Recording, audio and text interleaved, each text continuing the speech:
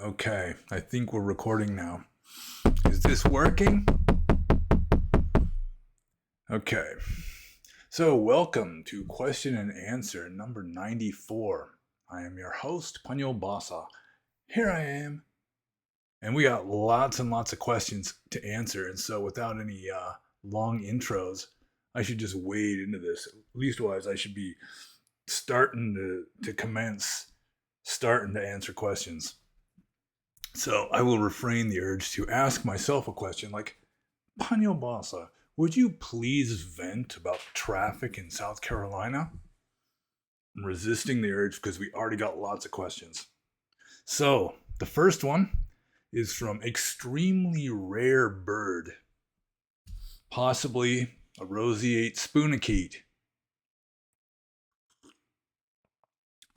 Extremely rare. Most ornithologists have never heard of those. So he asks here, it is said that an Arahant has full control of his thoughts and feelings. Does this mean an Arahant cannot feel amazed, astonished, or shocked? Well, I don't know who says that an Arahant has full control of his thoughts and feelings.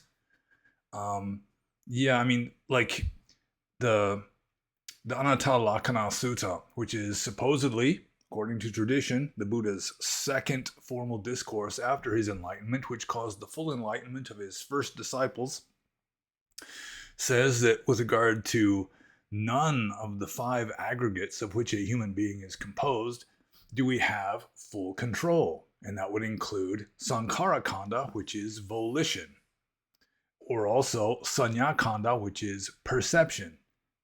Also, Vedana Khandha, which is feelings. So we don't have full control. Even an Arahant does not have full control over his thoughts and feelings. So, with regard to whether an Arahant can feel amazed, astonished, or shocked or not, I think at a superficial level, he can at least have the semblance of being amazed, astonished, or shocked, but the superficial level is not like the main level for an enlightened being. You know, that's just sort of just nature taking its course up at the surface somewhere. So, I mean, it may be that, you know, where he is centered, like the heart of his mentality, there is no amazement or astonishment or being shocked or anything like that. But at the surface level, he can appear to be that way. But even a fully enlightened being does not have full control of his thoughts and feelings because there is no self. That is one of the indications that there is no self. And before I get much further with this, I would like to point out, if Brian Rue is watching this, I'm drinking out of your cup, but this cup is not very big. I mean, this is good for like drinking espresso or something. But if you're selling cups, you should sell big ones. Not exactly complaining though. This is just friendly advice, friendly marketing advice, if you will. So I'm just going to move on to the next question, which is from Elias.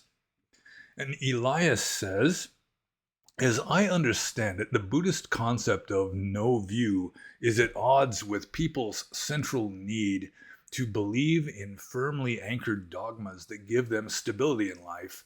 Is that why Buddhaghosa rejected this concept?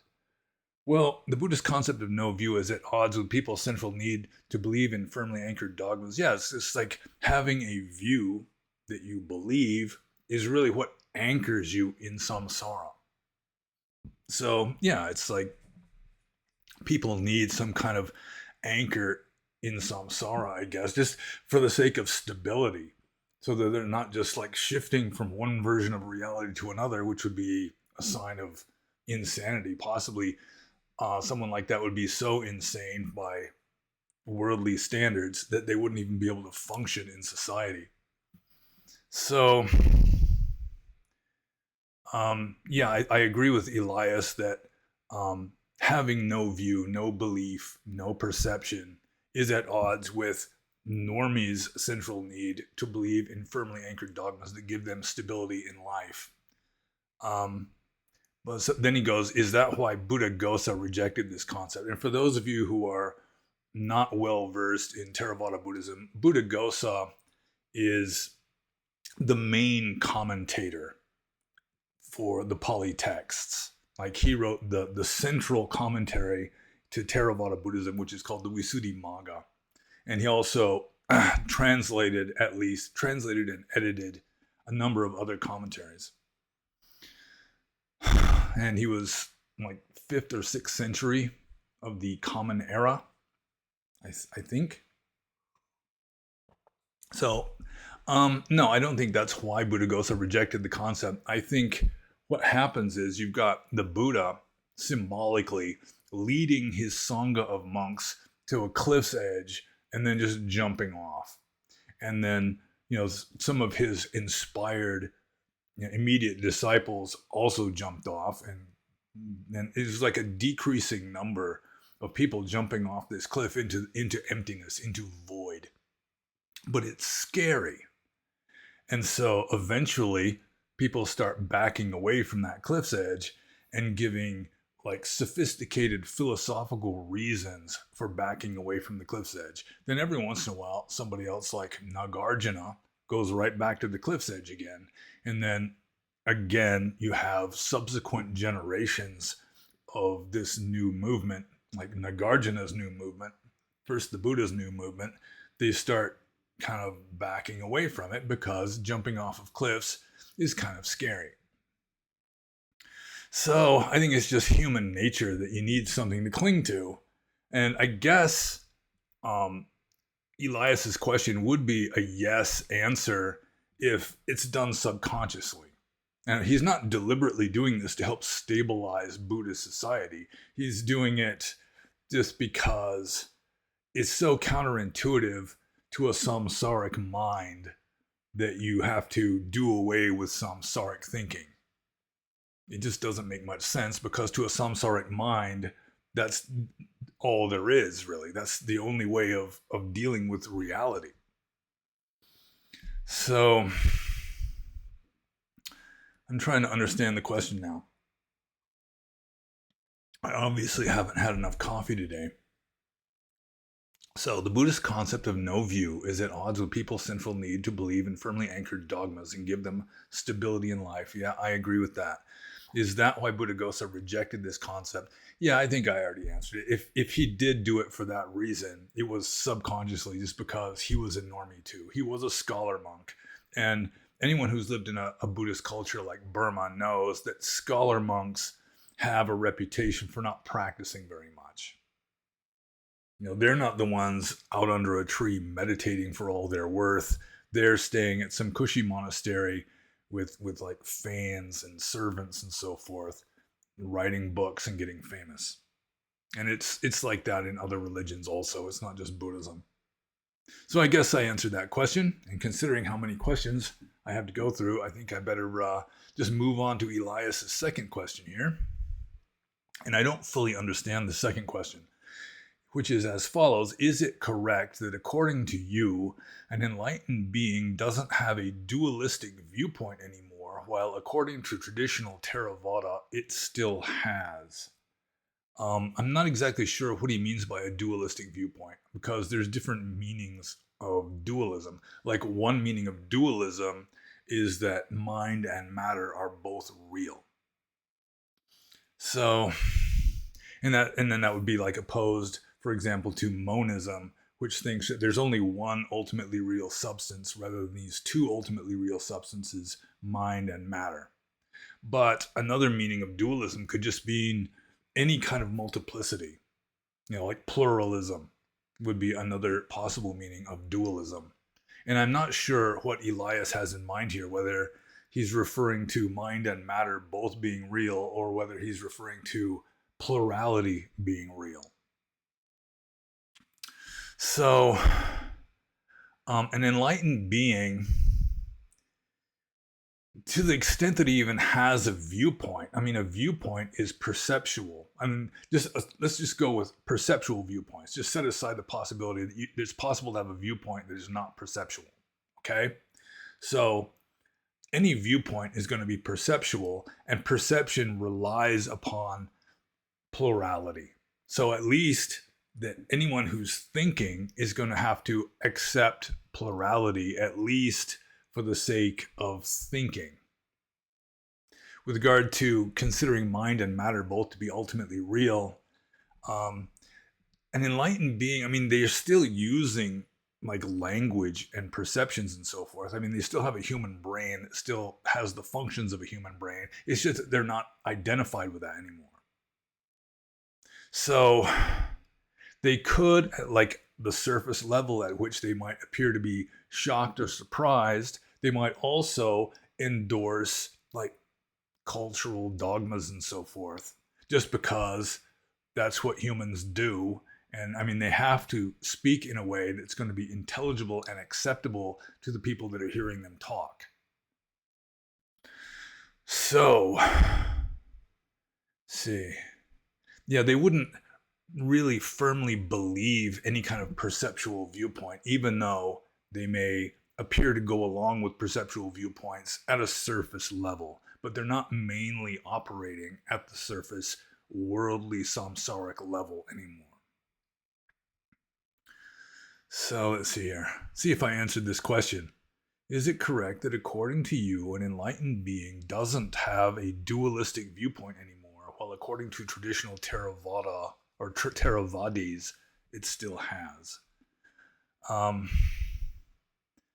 Yeah, well, I mean, with regard to pluralism, that might have one answer. And with regard to mind and matter both being ultimately real, but still, any kind of perceptual point of view is going to be largely a cultural construct. And it's just going to be at a surface level, whereas the enlightened mind, the enlightened aspect of an enlightened mind really is not concerned with dogmas or traditions or anything like that. It's just right here, right now, present moment, and just experiencing experience in its totality without focusing on one aspect of that or creating figments or anything like that. So I hope I answered that question, because I'm moving on to the next one, also from Elias. And Elias says, can you describe your worst time in Burma?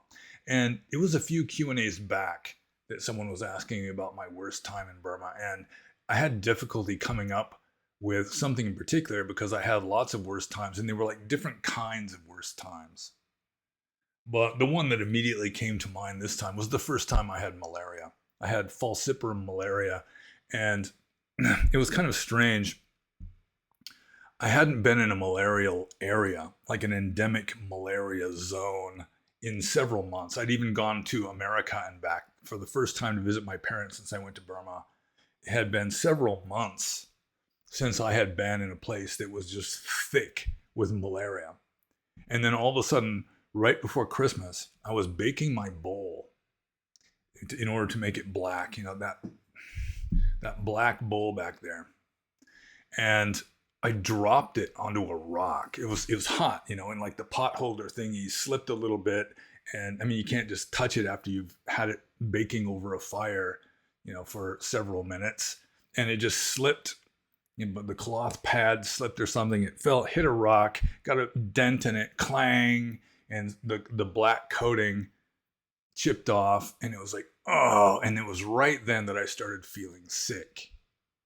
And it's sort of like, in a moment of stress and like disorientation, sudden shock, it just kind of opened the door for this feeling of sickness, which, I mean, was already latent there the whole time. All of a sudden just got its foot in the door, and I started feeling sick. And at first I didn't know what it was. I'd never had malaria before. So, I mean, I was just having like a backache and a runny nose and like painful joints and a killer headache. And most of the symptoms went away after the first day. And I'm thinking, oh, it's going away. That's good. But then the next day after that, it all came back again. And it was just the killer headache never went away. And it took like 3 times for this to happen, where I've got like chills and fever and just feel feel horrible. And then the next day I'm feeling better. I'm feeling kind of okay. And then the next day after that, it's even worse than the first time. And then the day after that, I'm feeling kind of better. And then finally, like the third time this happened, I knew enough about malaria to know that it happens in cycles. And falciparum malaria, which is the worst kind, happens in 48-hour cycles. So every 2 days, you have the chills and the fever. And so it was like Christmas Day, I was so sick. I mean, I had a fever. It had to have been at least 105 degrees Fahrenheit. And it was like thinking my own thoughts. It was sort of, they were coming into my mind like muffled, like I was vaguely listening to somebody else talking in another room. Like it was like muffled, like coming through a wall or something. And I couldn't meditate, of course. So all the closest I could come to meditating was just sitting there in my cave, just repeating over and over like a mantra, just dukkha, dukkha. And it was that day, just through random chance or karmic coincidence, that somebody showed up in a Jeep, because it was 13 miles to the nearest town at that time. Now there's a highway that goes past the monastery, but at that time there was no highway. It was dirt roads, 13 miles of dirt roads that would take a Jeep 2 hours or at least an hour and a half to get there. And there was no monastery car or anything. Visitors were not very common. And then all of a sudden, the day that I finally realized I've got malaria and I'm just so sick that I could hardly do anything, a Jeep shows up and I go out and say, "Merry Christmas, I have malaria," because it was Christmas Day. So they just load me into the Jeep and take me to the Wundwin Hospital. A hospital with cockroaches and bed bugs and just a kind of a scary latrine that patients had to use if they were well enough to use a latrine. So that was one of my worst times, was the first time I had malaria. The second time I had malaria, I didn't get quite as sick, but I had a 105-degree fever that time. So I can take some pride in being brain damaged from my brain cooking with malarial fever. But if you want to know about more of my worst times, you can try to locate a Q&A, like maybe 3 or 4 or 5 Q&As ago, where I gave a number of possible examples, more of like the spiritual worst time and then the physical worst time, which was the first time I had malaria, and just a general diverse array of worst times. But I've got so many questions to answer that I'm just going to move on to the next question, which is from Maitreya Buddha. And Maitreya Buddha, I think, was responding to, I think it was in the previous Q&A, I'm talking about how Gautama Buddha died. And so Maitreya Buddha says, "The Buddha himself died from being poisoned, did he not? And according to tradition, the Buddha's last meal, which, if I remember correctly, was offered to him by a metalsmith named Chunda. It was called, what the Buddha ate was called Sukara Madhava, which in Pali is usually interpreted to mean tender pork, although by the time Mahayana came along, Buddhists were pretty much vegetarian. The culture had changed. And so they didn't want to believe that the Buddha ate meat, even though he clearly, monks in general clearly ate meat according to the ancient rules of monastic discipline. You can see it there in black and white. But they didn't want to believe that he ate meat, so they changed it to something tender that pigs like mushrooms. And so they switched it over to the Buddha dying from eating mushrooms, and presumably poisonous mushrooms. Maybe Chunda the metalsmith was not very good at mycology. He didn't have one of those field guides handy, and he picked the wrong kind of mushroom and cooked them up, and the Buddha died from eating that. But there's no implication in the texts that it was done deliberately. That's for starters. Chunda was not a murderer. He wasn't trying to poison the Buddha. It was an honest mistake. But it could just be a coincidence that the Buddha ate this certain meal and then died afterwards. Partly, I mean, he was an old man, and it could be that he had this disorder that I mentioned in the previous Q&A, where his digestive system was starting to degenerate. And it's a common ailment. Well, it's not common, but it happens to elderly people under certain conditions, I suppose. And so some modern scholars are hypothesizing that the symptoms described in the text, like, severe abdominal pain and bloody diarrhea and so forth, are symptomatic of this disease of elderly people that's caused by a degeneration of the intestinal tract.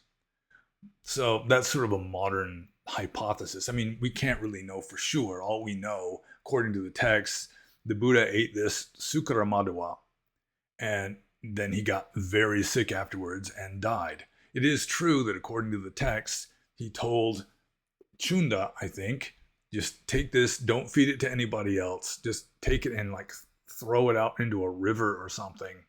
And when it got thrown into the water, it just started hissing and bubbling. It was like something really gnarly was going on.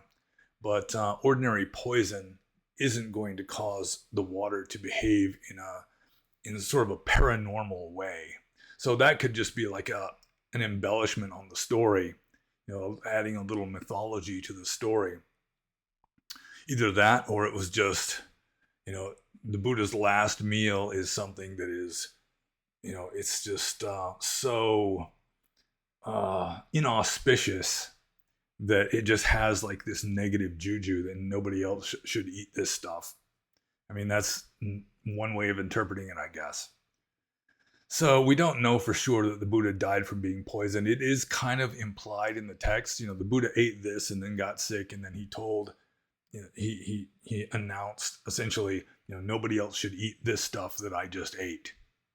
But it's hard to know exactly, and I do think it's plausible that he was just very old at the time, and he had been living a very rough life, and his body was just breaking down. And a very old person, I mean, they can just eat ice cream or something, and it can just mess them up. So it may be that he just ate too rich of a meal at his age, when he was in a sort of a vulnerable state due to maybe other factors or whatever, and it just finished him off. But we don't really know for sure. So I'm just going to move on to the next question, which is from Mooners. And Mooners says, if pure objectivity or objective reality doesn't exist, how can differences between men and women exist?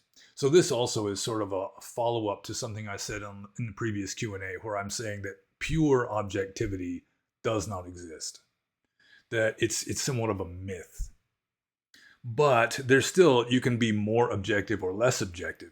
Sort of like the old stereotype, the ageless, timeless stereotype that men tend to be more objective than women. Women tend to be more subjective than men. And I mean, statistically, there may be some truth to that. And based on my own experience with men and women, it would seem that men do tend, on average, to be somewhat more objective, and women to be somewhat more subjective. It's like a long time ago when I was in college, I would just be singing some song, and it was like I wasn't really applying the lyrics to us or to her or anything like that. It's just that it's just a catchy song. You like the melody of it, you like the beat and all that. And it just happens to have these lyrics that maybe are talking about like a love affair on the rocks or something. And like the girlfriend would just like apply that to herself. It's like, why are you singing that? It's like, I just like the song is all. So, I mean, that does happen. But I'm getting back to the question here, with all due respect to Mooners. If pure objectivity or objective reality doesn't exist, how can differences between men and women exist? Okay, so you've got postmodernism nowadays, which has been incorporated into progressivism, into this globalist leftism in general. And they're trying to claim that not only is there no such thing as objective reality, but they take it one step farther and say that truth is just a cultural construct, that our objective reality is just a cultural construct, which is just absurd. I mean, it's just insane to believe that, that all of what we consider to be true is just a cultural construct. Like, I don't think there has ever been a culture that believes that things fall up instead of down, for example. So I do think that physical reality does not exist. And so we are living in a kind of mental construct. But because we are all human, the way we perceive our surroundings are more similar than different. It's like just the way we are built, or through some sort of subconscious agreement or some whatever, we agree that things fall down instead of up, for example. And science still has validity, at least with regard to describing the phenomena that we perceive supposedly out there in an external universe. So there pretty obviously is, for example, a difference between men and women. There are progressives who will say the difference between men and women is purely a social construct, which is just insane. But people can believe anything. I mean, my experience in life and my reading of history and so forth indicates that people can believe anything, no matter how absurd or unlikely it is, implausible. I mean, a lot of people just don't care. If everyone around them is believing it, by golly, they're going to believe it too. If only to just fit in, and because of like the human herd instinct, where you just follow along with what everybody else is doing. So, because our perception of reality is similar enough that we're all living in the same version of reality, more or less. We can seem to interact with each other because we're living in pretty much the same version of reality. Like a ghost, assuming that ghosts exist, there could be one in the room right here, right now. I can't see the ghost can't even see me. And because our perception of reality is so different that we're not in the same version of reality. So we are living in a version of reality in which empirically men and women do differ. I mean, even if there are no such thing as chromosomes, we still have the conventional truth that there are chromosomes, and that a biological male in every nucleated cell has an X and a Y in their chromosomes, whereas a female has in every nucleated cell 2 X's. So it's a matter of, even though there isn't pure 100% objectivity, there's always going to be a certain amount of subjectivity involved. That even so, there is some degree of objectivity. Like, I think it's the Sin Sin Ming. Is it Sin Sin? Yeah, Sin Sin Ming, by the third Chinese patriarch of Chan, says, the subject is a subject for the object is an object for the subject. So you can't have pure objectivity. There's always going to be subject and object, but I mean, there can be more emphasis on objectivity or more emphasis on subjectivity.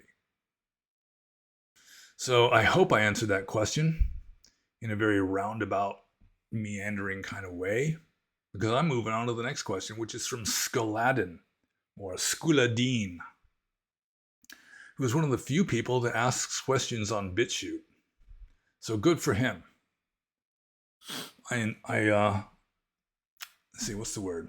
I endorse his support of alternative platforms. And Skuladin says, you mentioned the Buddha's thoughts on free will during timestamp 711 of the last Q&A. How does it apply to love? Love doesn't seem to just pour out like a spigot because you decide it to. It seems as long as you perceive that someone holds certain values, you can't help but fall for them. Love seems pretty misunderstood, and even more so when people try to judge it by their metrics.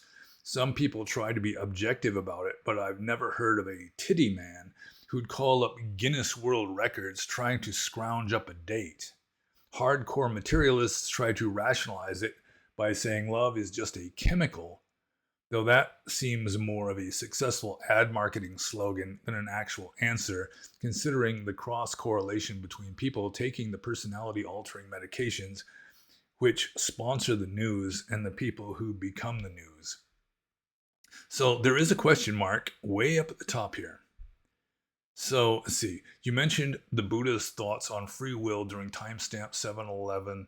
How does it apply to love?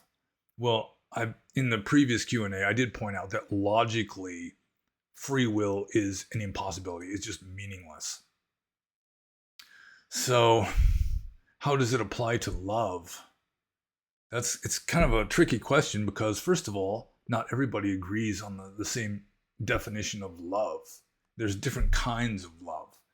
There's romantic love, which is essentially a human mating instinct that's driven by, the wiring of our brain and like hormones and so forth.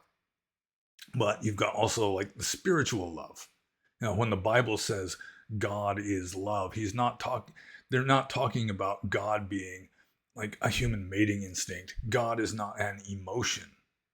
So at the spiritual level, according to me, not according to Orthodox Theravada or any such thing, but my understanding of love at the spiritual level, like the highest form of love, is acceptance.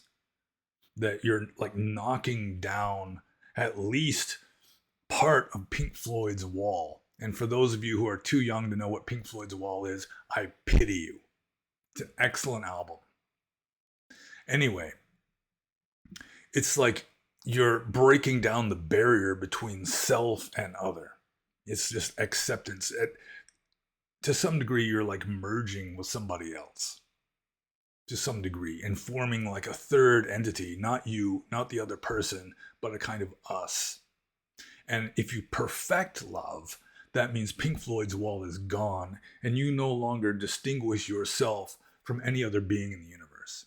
It's just complete universal love, which I assume is what the Bible is referring to. The New Testament of the Bible. The Old Testament doesn't advance that far.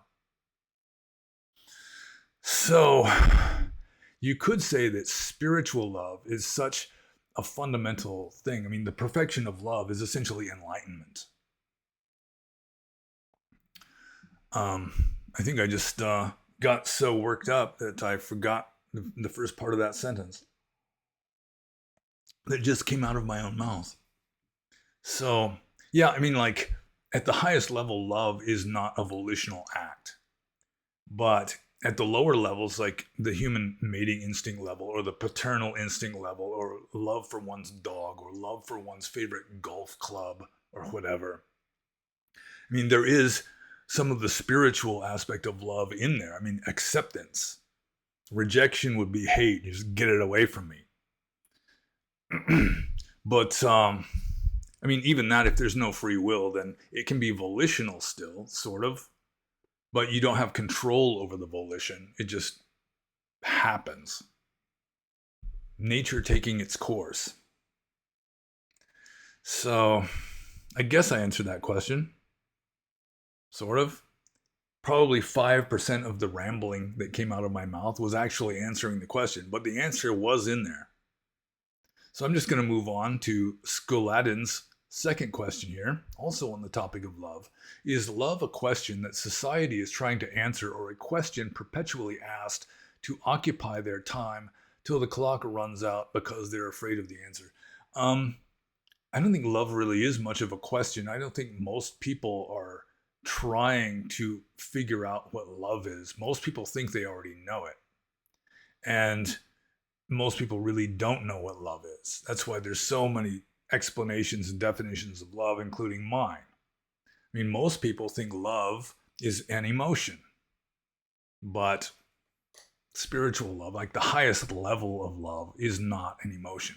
I mean, it's such a powerful thing that it can trigger emotions, but ultimately the essence of love is not an emotion, except at the crude level of like the mating instincts and so forth. So it's sort of like the question of how to be happy. Western society, just humans in general, they don't really question that. They just assume that the way to be happy is to get what you want. You start off by being rich or whatever, and then you just get what you want, and that'll make you happy. But according to Buddhism, that is just kind of delusional. So most people likewise think they know what love is already, which is this emotion, but that doesn't make them happy. And it's just, you can't really perfect it you can't perfect it. Because, so long as love is a kind of hormone high, then, it's going to have a beginning and an end. And then the hormone high ends, and this person that you're madly in love with all of a sudden just irritates the hell out of you. And as Eckhart Tolle points out in his famous book, The Power of Now, genuine love cannot turn into hate. If you think you love somebody and then you start hating them afterwards, it was never really love to begin with. It certainly wasn't true love or like pure love, because, pure love doesn't turn into hate. It has no opposite. So I might have just contradicted myself. Anyways, let's see. Yeah, I think most people really don't ask the question. They don't really wonder what love is. They think they already know, and they don't. Like rock and roll lyrics, lots and lots of singing about love, when really it's singing about just sexual attraction and just a kind of emotional bonding. My gal is red hot, your gal ain't diddly squat. So I guess I answered that question. Yeah, I don't think love really is much of a question, unless you're for like the minority of weird people who really try to understand words that they use, or just try to understand how to be happy without just accepting a spiritually bankrupt answer to that question, and then just spending the rest of their life enslaved to trying to become happy by following this delusional idea of what happiness is all about. And it's the same with love for most people. So I guess I answered that question. I'm moving on to Scaladin's third question, which is, could you teach me to say I love you in Burmese, but please don't look at me when you say it? Well, it's like this. Yeah, I know how to say it in Burmese, but it would be like the dictionary way of saying it, like according to Burmese grammar. But it's not necessarily the way a real Burmese person would say it. It's like in Spanish, if you just follow Spanish grammar, to say I like would be yo gusto. But that's not how you say I like in Spanish. It's me gusta. And it might be the same kind of thing in Burmese. So grammatically it would be correct, but it may not be what two Burmese people who love each other would be saying to each other. And the Burmese are not very emotionally demonstrative anyway. But I love you would be like nga mingo chitde. Oh, I look. Nga mingo chitde. Like chit is love. Chitde is to love. Nga is me informally. And min is you informally. And the go just signifies the object of the sentence. So nga mingo chitde. But again, that might not be what Burmese villagers alone in their hut together are saying to each other. So I'm just going to move on to the next question. And this is from Gaz. And Gaz says, are you familiar with Venerable Ajahn Panyawado? I see a noble spirit in him. And first of all, I'm really not very well versed with regard to Thai Ajahns. And the fact that he's called Ajahn Panyawado indicates that he's in a Thai tradition at least, if not ethnically Thai, at least ordained in a Thai tradition, or just in a Thai tradition. And I used to know a monk who had about the same seniority as me. His name was Venerable Panyawudo, but I think that was spelled with a U instead of an A. So instead of Wudo, it was Wudo. And he was Chinese Malaysian. And I don't know if Gaz here is referring to him or not, but he was the one whose name comes closest to Panyawudo. And yeah, I have no idea what became of him. I met him at Panditarama many years ago, and I occasionally come across him because we were both living in Burma and both non-Burmese monks, and we just occasionally come across each other. But and he did seem intelligent and wise. I have to admit, he was a serious monk, but I have no idea if Gaz is referring to the same monk here. So anyways, his second question, which is a follow-up on the first question, is a halo appeared around the sun during his cremation. There are very nice photos of it on the Forest Dhamma site. They gave a good testimonial to his life.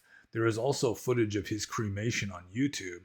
Do you think the halo that appeared was merely a coincidence, or was it a divine tribute? Though it was certainly a nice celestial salute to him regardless. I mean, it could have been. I mean, to say that it was merely a coincidence is not necessarily the case, because the people there have karma, and your karma is conditioning your reality. So it could have been just neither of the above with regard to the two options here, that it could have been the karma of his devotees who are like really charged up with veneration for him because he had died and was soon to be cremated, or maybe was in the act of being cremated. And then it was their karma that helped to manifest a halo around the sun. It reminds me of when Neem Karoli Baba died at his cremation, that all of a sudden there was this windstorm that was just blowing stuff down right during the ceremony. And, people just accepted that as another kind of like divine indication of the greatness of Neem Karoli Baba. And I mean, there could be some of that, but it's really hard to say. I'm not really familiar with the events. I didn't watch the YouTube video. So yeah, it's really hard to say with regard to stuff like this. But I mean, certainly it was conditioned by the karma of the people who were present. And so if it happened, it was the karma of the people present who allowed it to happen. In addition to maybe devas who were deliberately making this sign out of respect for him, or you can say just material coincidence or whatever. So, some questions like this, it's hard to say exactly, because nobody has all the data. I don't know if anybody could really know for sure what exactly was the main cause for a halo visible around the sun when a certain great monk was cremated. I mean, if it was like that just all over the hemisphere of the earth where people are able to see the sun, then it might be just a solar flare or something. So I think I'll just move on to the next question here. This is also from Gaz. Do you believe in the devas as a skillful assumption? Something like Pascal's wager might make more sense when applied to the old gods. I mean, a belief in the devas can be skillful or unskillful depending on the mental states of the person believing in them. So, I mean, this is a more subtle form of the more usual kind of questions, like, is such and such an act moral or immoral? When really the outward act is neither moral nor immoral. It's morally neutral. It's the mental states that accompany the act. And it's the same way with regard to a belief in the devas.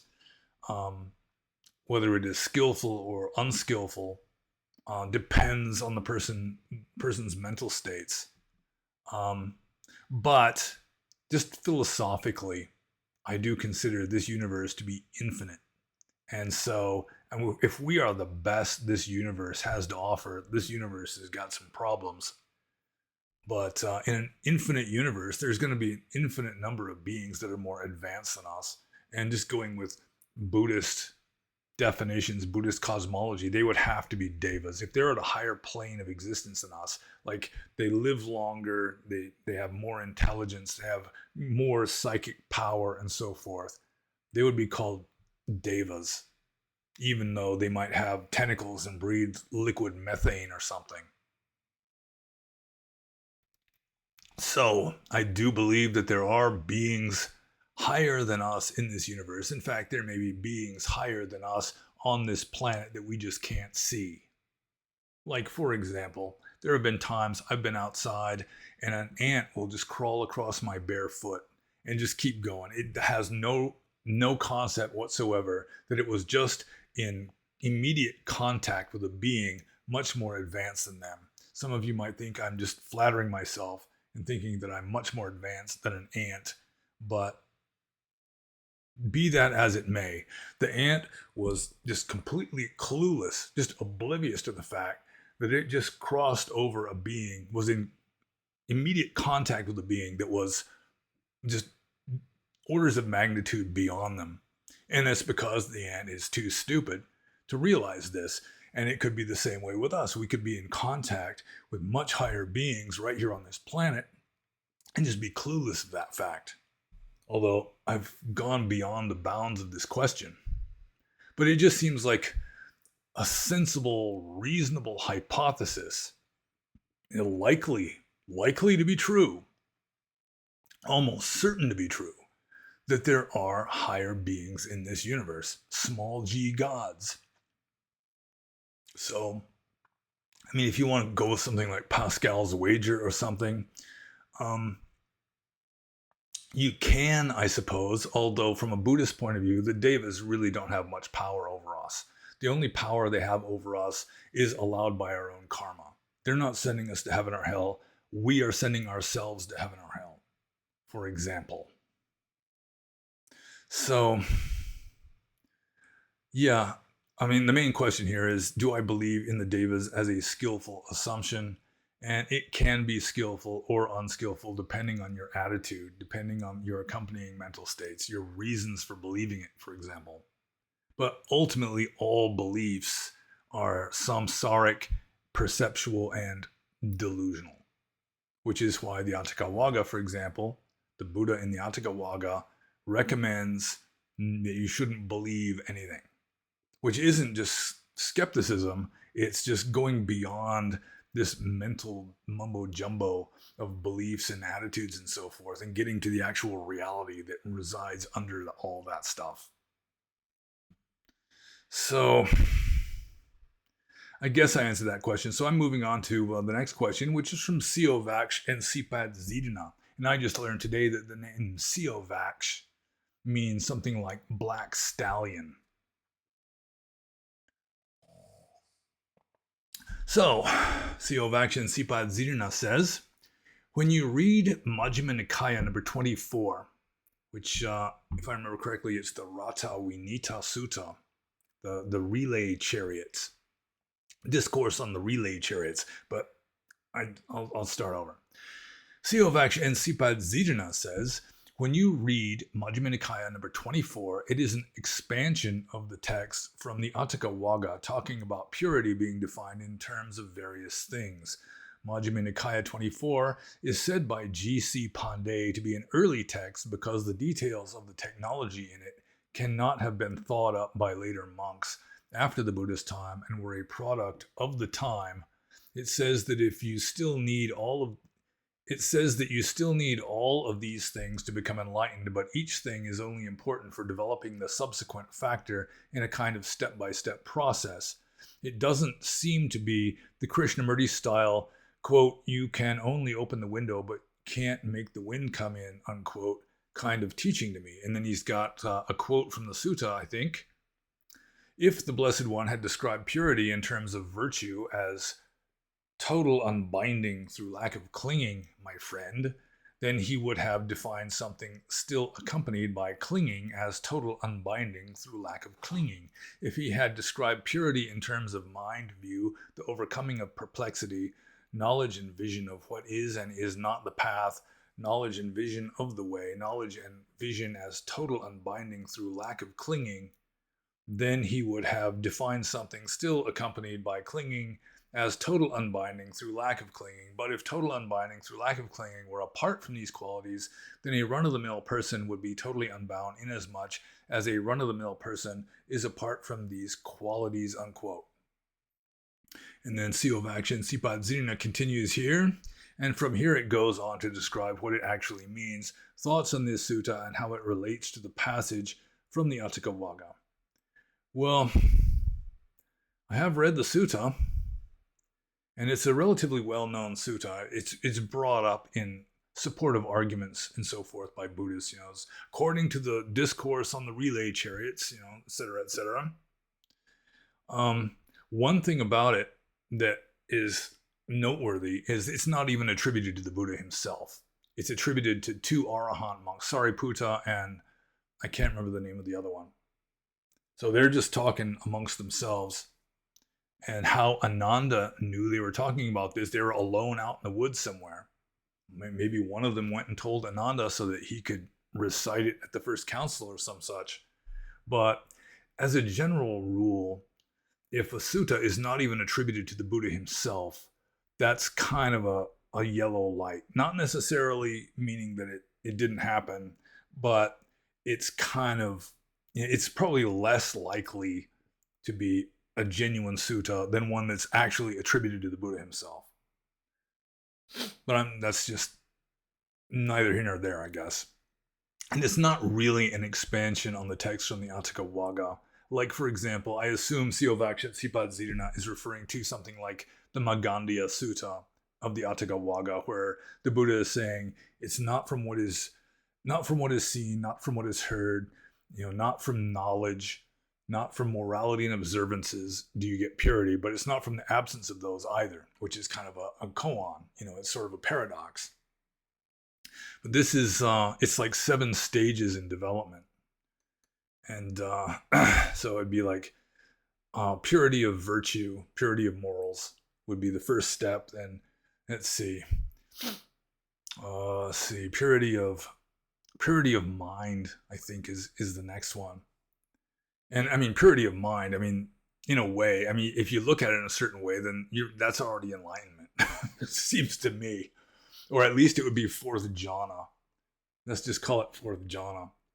And then, so it seems like purity of mind would be more advanced than the mere overcoming of perplexity. And this translation is obviously from Ajahn Thanisaro. He's so idiosyncratic in his translations that you can tell an Ajahn Thanisaro translation just by reading it. Purity of mind is considered to be less advanced than knowledge of what is and is not the path. I think there is a lot of like dogma built into this, like the 7 stages that are like a sequential progress. It's really alien to what the Atthakavagga teaches, seems to me. And then he points out, CO of Action Sipad Zirna points out that according to G.C. Pandey, in this book right here, Studies in the Origins of Buddhism, which I highly recommend to any student of early Buddhism, that G.C. Pandey considers this to be an old text because his main reasoning is that there is a simile involved in this sutta in which it's talking about King Bimbisara. If he has urgent business at some distance, he's going to get in a relay chariot. He's going to make it, or like post horses, like in the Roman Empire or up into modern times. You'd have post horses or stage coaches. They go by stages. You ride your horse or your chariot in this case till you get to a certain station that's maybe 30 miles down the road, 20 miles, something like that. And then you get fresh horses so that you can keep going fast. It's like your horses don't get all worn out. You just get to this station where you can swap horses, and then you keep going with fresh horses. And then, every 25 miles or so, you swap out horses. And G.C. Pandey is saying that later generations of monks would not have known that King Bimbisara of Kosala would have done this. But I mean, technology really did not advance all that much until you get up into modern times. It's like technology stayed pretty much the same for a long time. And so any king in ancient times probably would have done the same stuff. So I really don't think that that's really a persuasive argument. Plus, there's still that sort of the little bit of a caution sign, not necessarily a warning sign, but a caution sign, in that the sutta is not even attributed to the Buddha himself. So, the end here of the question is thoughts on this sutta, which I've pretty much just elaborated, and how it relates to the passage from the Atthakavagga. Well, the passage from the Atthakavagga is pretty much in the form of a koan. It's really not implying this sutta.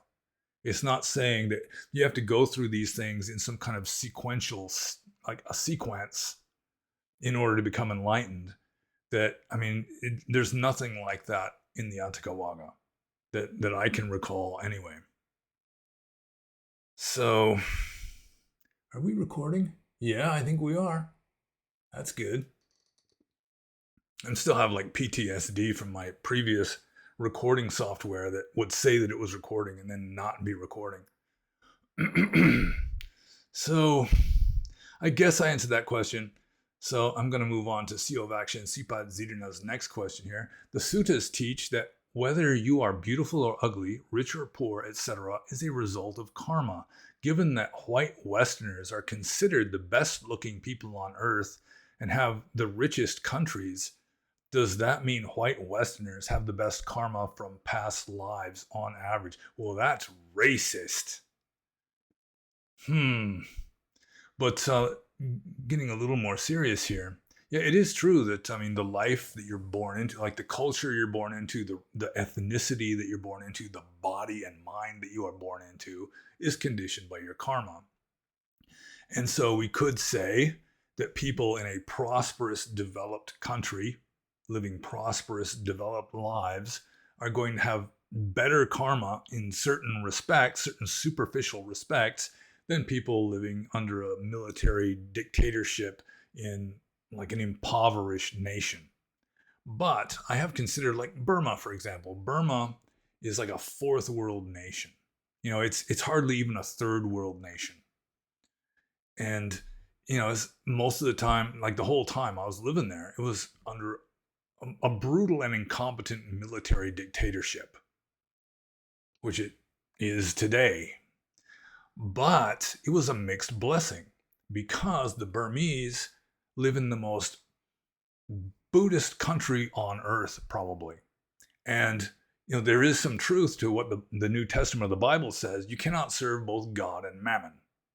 And the Burmese, as a general rule, don't have much mammon to serve. And so it's much easier for them to serve God or Dharma in this case, because they're not Christians for the most part.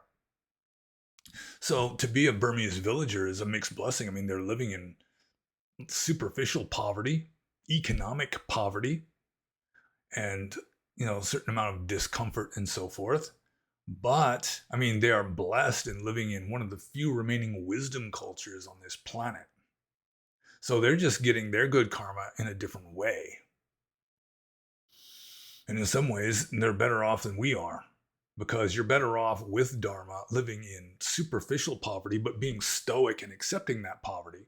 Because most people for the history of the world have not lived in the kind of luxury that we are living in the West right now.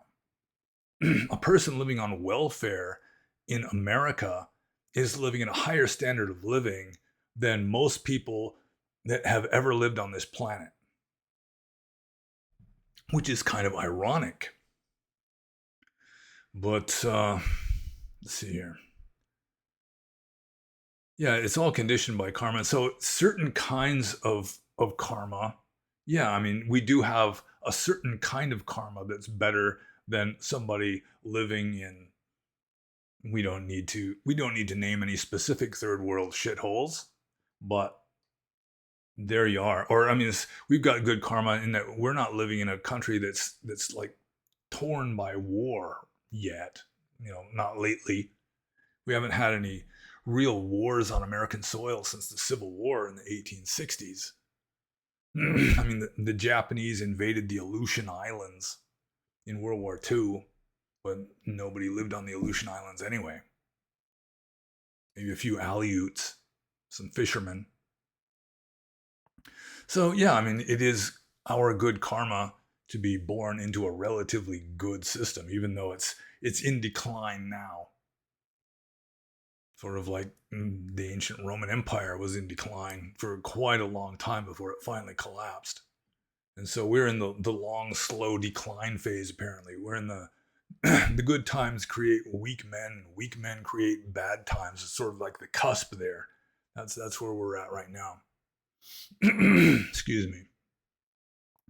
So, yeah, I guess I answered that question. So I'm just going to move on to Siovak and Sipat Zidana's next question here. I've noticed the translations of Mahayana texts and agamas are much better done and clearer in their meaning than the translations from any I've come across from the Theravada tradition. Have you noticed such a trend? Yeah, I've kind of noticed that. And for those of you who are not like well versed in Buddhist technology, the agamas they're like the early texts that are as they are found in Mahayana traditions. So you got the Digha Nikaya in the Pali text. It's the Digha Agama in like Sanskrit Buddhist texts, which have been incorporated into Mahayana Buddhism. So, excuse me, I just got distracted by what was possibly a lizard, a Carolina anole lizard. We've got one that lives on our front porch a lot of the time. It's really cool. Anyway, getting back to this question, why are Mahayana texts translated into English in a more easily understood, with in an easier... I need to start over. Why are Mahayana texts often translated in a style that is easy to understand and just has a better flow to it? And there are a few reasons for that. One is that Mahayana texts came later on in the history of Indian Buddhism. That Mahayana, believe it or not, arose hundreds of years after the time of the Buddha. And so the suttas were written down after literacy and writing had become commonplace in India. So the style of the sutta is not designed to make it easier to memorize with lots of just dry repetition. So that's one reason why Mahayana texts just have a better flow to them, and it's just easier to absorb the information, because the Theravada Pali texts are very repetitive to make it easier to memorize them by heart, because texts weren't written down as a general rule in those days. But another reason that I can think of is that most of these Mahayana texts are translated from Chinese into English, as opposed to like the original Prakrit into English. And so Chinese it's a different kind of language than like an Indo-European language. It's more intuitive. It's more abbreviated kind of. And so you can't really translate it literally, like really literally, word for word. Translating from Chinese doesn't work that way. You've got to fill in lots of blanks. And so you can smooth it out. It can be a relatively accurate translation, but yeah, I mean, nevertheless, it's not like a literal word for word translation, because it has to be smoothed out to make it into some kind of comprehensible English. Whereas Pali, good translators are going to try to translate it literally what it actually says, which is going to make it more stilted and to some degree less easy to understand. And I'm starting to get lines on my face because the sun is shining through the blinds. But it's not bad enough yet that I actually have to get up from my seat to suffer the ordeal of standing up. So those are two reasons that come off the top of my head as to why Mahayana texts tend to be easier to understand and have just a better, smoother style to them. First, because they were composed after writing had been invented or after writing had become mainstream. And so you didn't have to make it very repetitive in a very dry manner so that monks could memorize it. And secondly, most of these texts are translated from an Asian language like Chinese that you can't really do a literal translation. So you can kind of paraphrase a little bit in order to make it sound like good English. So I'm just going to move on to the next question, which is from Kit Kat. And Kit Kat says, could you discuss your opinions on how there is no 4 stages to enlightenment or arahantship? I recall hearing from your Q&As how there is some disputes in the translated texts, and you believe there is only Sotapanna and arahantship. Forgive me if I am misunderstanding or mishearing you. Yeah, this is a common theme, because anytime people ask me a question about, can Sotapannas do this, or, what about, Anagamis, or, the 4 stages of sainthood, the 4 stages of Aryahood, I give pretty much the same spiel about how I do think that it was a later development, that the Buddha himself probably did not teach 4 stages of sainthood or Aryahood in Buddhism. And there are 2 main arguments for this. The first argument is what I picked up from this book again, Studies in the Origins of Buddhism by G.C. Pandey, where he points out that of these 4 stages, you've got the lowest stage is Sotapanna, or stream entry. Then you've got Sakadagami, which means once returner, which means you're going to be reborn as a human a maximum of 1 more time before you become enlightened and just get out of samsara. Then you've got the Anagami, who is a non-returner, which means they're going to be reborn in a very high heaven realm for their last life, and then they're going to get enlightened in this very high heaven realm. And then finally, you've got the highest stage, which is the Arahant, which, they don't get reborn at all. And of these 4 stages, the first, or Sotapanna, apparently has a different meaning in the oldest texts. Like, for example, in the Patimokkha rules, you've got an obscure group of 4 rules that are almost impossible to break nowadays in modern times. They're called the Patidesaniya rules. One of them is for a monk to live in excessive dependence on a family of Sotapannas. So the indication here is it's hardly likely that a whole family is going to be Sotapannas. It's more likely, or at least it's unlikely that a whole family is going to be Sotapannas at the extent of they've all had like a glimpse of Nibbana. They're all going to have 7 more rebirths maximum. They're all saints, essentially. Even the kids, these householders living this worldly life, they've all become saints. They've all had the glimpse of Nibbana and so forth. According to the commentarial tradition, the city of Savatthi in India, it was mostly Aryas. It was mostly Sotapannas. Millions and millions of them in this one city, which also seems kind of far-fetched.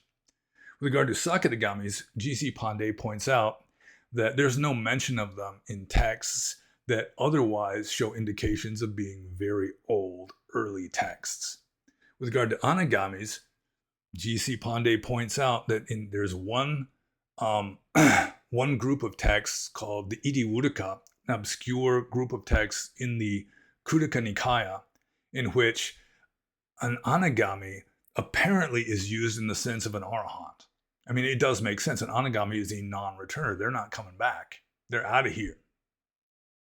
And then finally, you've got the Arahant, who is fully enlightened. And so I think that, originally, very early on, a Sotapanna was like a new convert, someone who's entered a dharmic life. They've entered a spiritual life, especially within the realm of Buddhism. That Sakadagami, again, is not really mentioned in the oldest texts or in texts that give other signs of being very early. I think one of the bits of evidence that G.C. Pandey gives is that the Samanyapala Sutta, which is giving like a step-by-step from lower to higher advantages of living a dharmic life, it doesn't even mention the 4 stages. I think I could have just put my foot in it. But I think that's one of the arguments that G.C. Pandey gives. And E.D. Woodaka, in apparently early texts, pretty much equating non-return with enlightenment, which does make sense. So, I mean, Arahant is pretty old. There's a good chance that the Buddha himself, who was himself an Arahant, Namo Tassa Bhagavato Arahato Sama Sambuddhasam. So that's one argument, is like the G.C. Pandey's case that he puts forth in Studies in the Origins of Buddhism. But the other argument against the authenticity of these 4 stages of sainthood in Buddhism is the fact that Theravada Buddhism, or Buddhism in general, appears to have a monopoly on these 4 stages. There's no mention of these 4 stages in any other religious system that I know of, which to a devout Theravada Buddhist who thinks that Theravada Buddhism has a monopoly on sainthood or enlightenment, I mean, they just accept that, no problem. The Burmese would have no problem with that, for example. But I do not think that Theravada Buddhism has a monopoly on enlightenment. I think there have been enlightened Hindus. I think there may have been enlightened Christians. There may have been enlightened Stone Age animists, for all I know. So, I mean, that is, for me, an even more important argument against the genuineness of these 4 stages of sainthood, is that only Theravada mentions them like this. And I've read in other, like, Mahayana sutras, I think it's like the Lankavatara Sutra or something, they have the 4 stages, but they give them radically different explanations. I know that Pacceka Buddha is somewhere in one of these 4 stages. I can't remember. I think it's a Sakadagami is identified or like defined as a Pacceka Buddha, which they didn't understand. I mean, there's like misunderstandings or garbling of the tradition, which doesn't really prove that there were no 4 stages, but it does prove that different schools of Buddhism had different understandings of these 4 stages. So, I mean, the 2 main arguments are just sort of textual evidence that the 4 stages as they exist today are a later development found not in the earliest texts. And then the more important argument to me is that no other spiritual tradition has these same 4 stages. In fact, even some Mahayana schools define the 4 stages in a radically different way. So again, I mean, if you're just a Theravada chauvinist who wants to believe that only Theravada really gets it straight, then there's no problem there. But I'm not one of those. I do think that other systems can produce enlightened beings. In fact, I've mentioned this before, that St. John of the Cross, in my opinion, may have been fully enlightened. And it's interesting. I mean, he describes things very similarly to Buddhism, although he has to use different language because he was a 16th century Spanish Roman Catholic. So, I mean, he has to use different kind of language, but it's pretty obvious that he's trying to get to the same points. He's describing the same kind of phenomena or experiences. And it's interesting to me that St. John of the Cross came up with the 3 stages, the 3 levels of spiritual attainment that are found also in the Pali texts. 3 stages of spiritual attainment.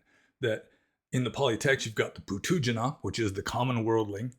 You've got the Seka, or the one in training, and that's the lower 3 stages of sainthood. And then you've got the Aseka, the one no longer in training, and that's the fully enlightened being.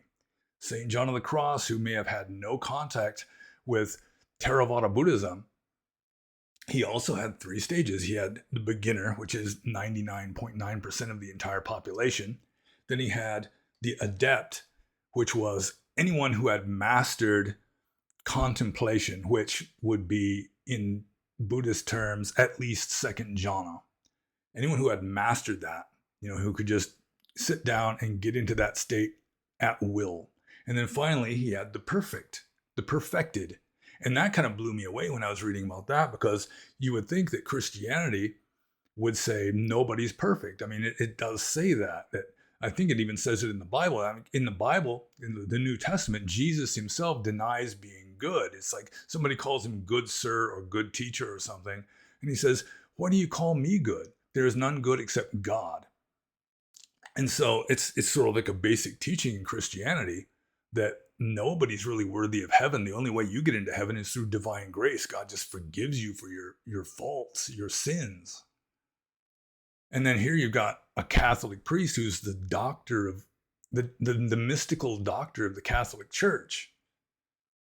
That he's saying that there is this state of perfection where you become like God through participation. And I think the Orthodox Christians have a similar idea where you just become like a divine puppet. You've mortified your own self-will. You're no longer creating self-will, which is similar to the Theravada Buddhist idea that an Arahant is no longer creating karma, which is volition. Both of them have this idea that once you reach the stage of perfection, you are no longer generating volition, at least not any kind of ordinary volition.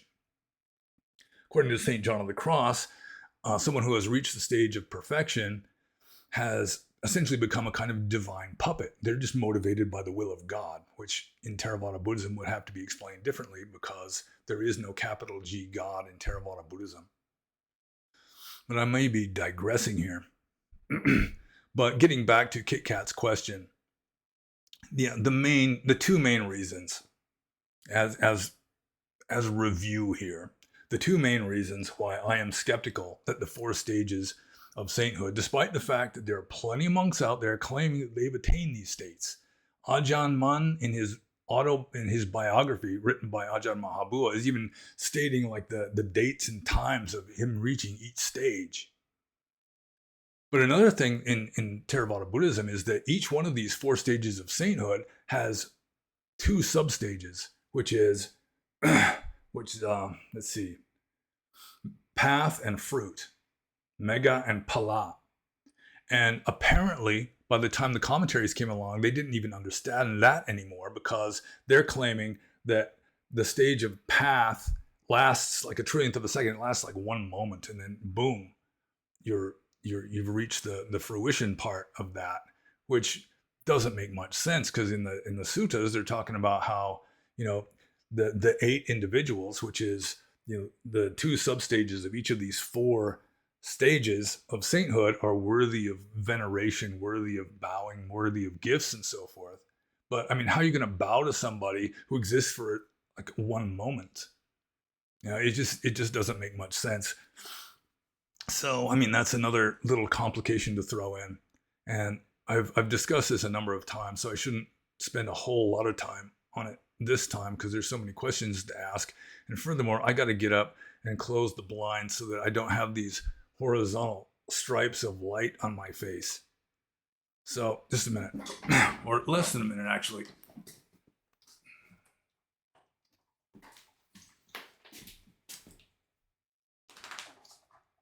Okay, I think we're good. Oh, yeah, no more lines on my face. At least no more lines of light. Okay, so I guess I'll just move on to the next question. And this is from Tig. And Tig says, what is your favorite tea? And that's an easy one. Milo's. So I'll just move on to Tig's next question here. The manifestation of madness comes from a mind teetering on the very brink, but has a sane mind ever produced anything of true significance? Well, what about Buddhism?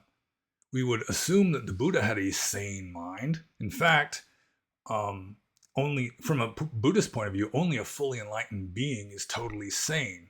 There's the little saying in Pali, Putujano Umadako, which means the common person is out of his mind. He's insane. So, yeah, the Buddha came up with Dharma. I mean, he didn't necessarily invent the essence of Dharma, but he must have invented a lot of the practices involved, a lot of the doctrines involved, and he was presumably a fully enlightened being. So a fully enlightened being has much more access to just, the infinity of possibility. He's not as limited by his views to being just have like a little glimmer of inspiration, or a little glimmer of a kind of liminal intuition or imagination. I mean, he was just wide open. So yeah, a sane person has gone off the brink from a Buddhist point of view. So they're not just teetering on the brink. That's yeah, teetering on the brink means you're kind of liminal maybe and have a little more access. Like artists, for example, tend to be a little nuttier than the average person. But a fully enlightened person is just off the brink. They have total access, seems to me. And I finished my coffee out of the Brian Rue cup, so I'm gonna crack open some energy drink here. So I guess I answered that question. Yeah, I mean, the answer to that would be yes. A sane mind has ever produced anything of true significance because the Buddha produced stuff. And other enlightened beings, assuming there have been other enlightened beings, if they found a new spiritual system, they've produced something. If they have uttered words that have become scripture, then they have produced something of true significance. So I'm just going to move on to this question here. This is from Rui. And Rui says, did you ever engage in any method of pranayama during your time as a mendicant or before? I have a faint recollection of reading that the Buddha Gautama might have experimented with various breath regulation methods, some of them quite forceful. At any rate, pranayama seems the very opposite of recollection of breathing. What say you? Okay, well, pranayama, for those of you who are not well versed in Sanskrit spiritual jargon, is like breath control. So somebody doing pranayama, they're like deliberately slowing their breath way down until they almost stop breathing in some cases. And I maybe experimented with that like once or twice very briefly, and I didn't like it. It just seemed too unnatural. It was like too much deliberate effort to do this kind of meditation. And I've always been intuitively drawn towards that which is without deliberate effort. The best meditation should be effortless. So I just didn't like it. And it's not really a Buddhist practice. It's more Hindu than Buddhist. So yeah, according to the tradition, the Buddha, before he became the Buddha, when he was, a mendicant ascetic trying to become enlightened, yeah, he was doing like extreme spiritual practices, including breath control. And I think he mentioned in the text that he was experiencing just racking pains as a result of this kind of the wind element trapped inside of his body, so to speak, going with ancient medical jargon, I guess, ancient medical ideas. So yeah, the Buddha did not recommend pranayama. It's like when you do practice meditation naturally and spontaneously, your breath rate will slow down and will become much more subtle, so that some people who are doing meditation on the breath, they get to a point where it's so subtle and faint that they can't really notice anything. It's like too subtle for them to even notice the sensation of touch of the air at their nostrils. But that is something that happens naturally on its own. It's not something that you deliberately try to control. And that seems to me a better way of practicing spirituality, although some Hindus get into very advanced states of this kind of stuff, so I shouldn't badmouth it too much. So I'm just going to move on to the next question. This is from Avenity. And Avenity says, do you think it is sad that, I'm sure it goes against everything Buddha was all about, people from poor and not Buddhist countries can't even go to try to be a Buddhist monk because they don't have enough money? Yeah, it's kind of ironic that a Westerner has to have some money in order to become a Buddhist monk. Who doesn't handle money? But I've never been saddened by this idea. It is a matter of just everyone has their own karma, and they land where they need to land in this world. They're born, into the womb of whatever womb they need to be born into, just conditioned by their karma. And so it's all appropriate in a way, even though some people are born into really shitty situations.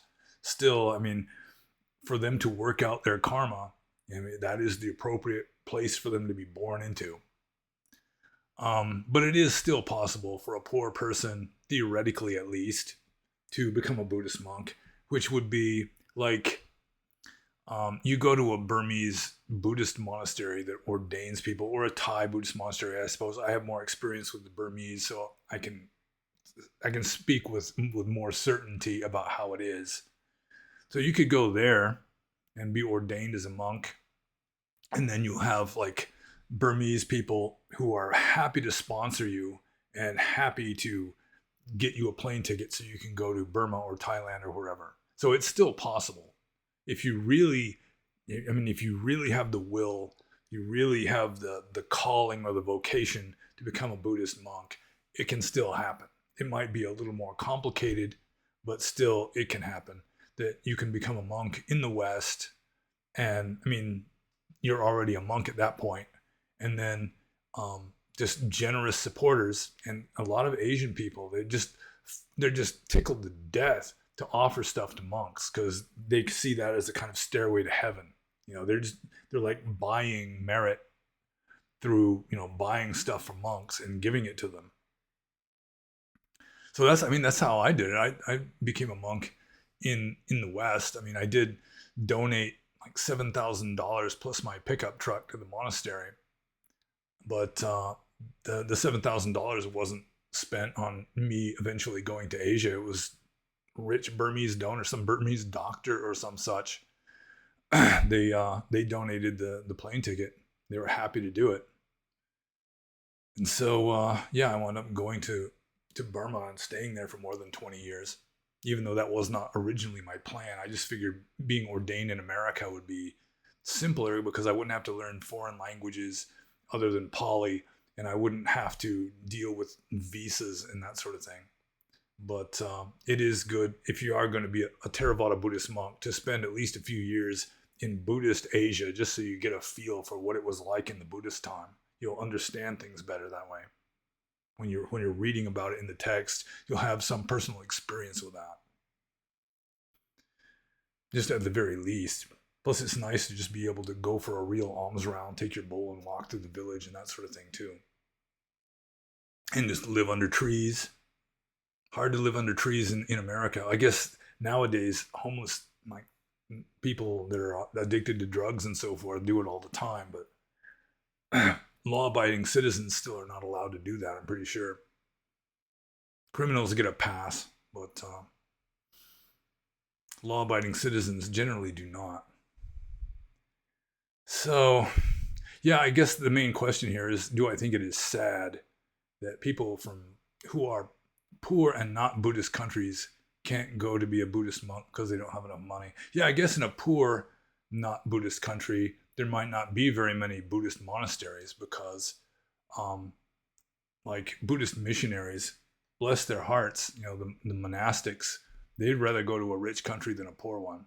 Like, it was brought up when I was in Burma that one country that was desperately in need of Buddhist missionaries is Cambodia, because their Sangha, I mean, culturally they're a Buddhist country, and then their Sangha was pretty much genocided by the Khmer Rouge.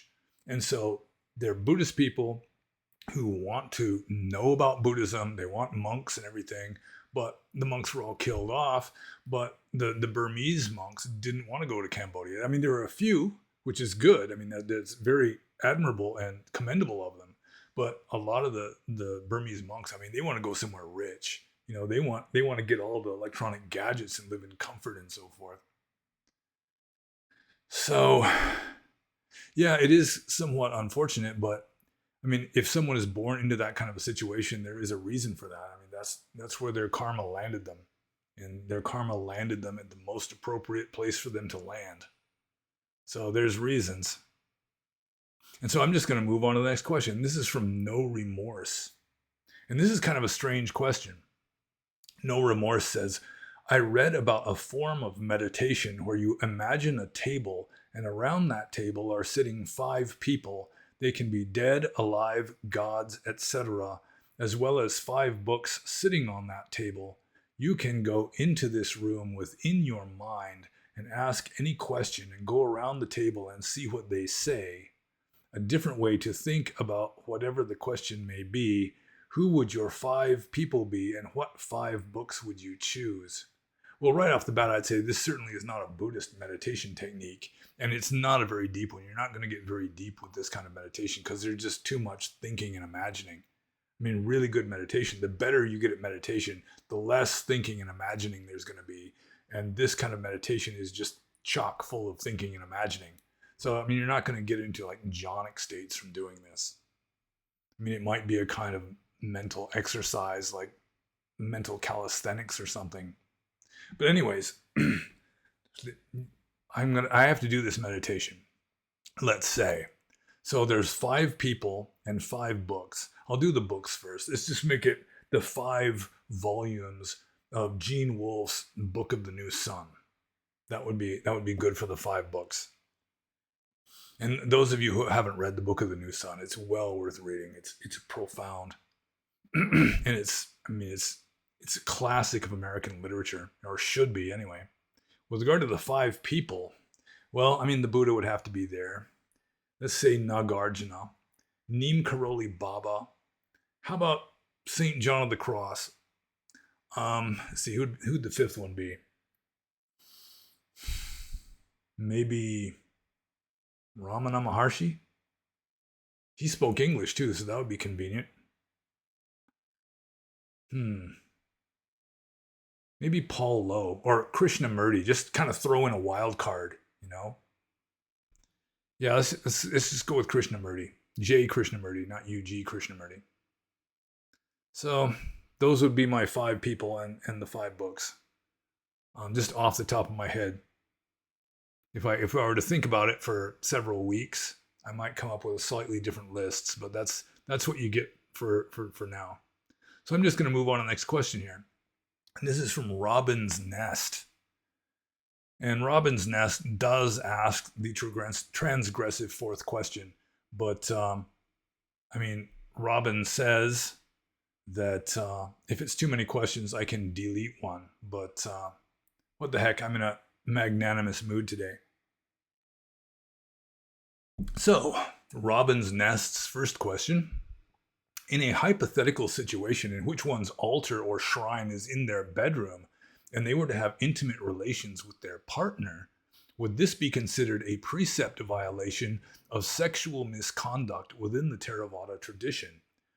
Also, it'd be appreciated if you gave an explanation regarding what sort of bad karma has been created and perhaps a recommended repentance practice. Well, it certainly wouldn't qualify as sexual misconduct.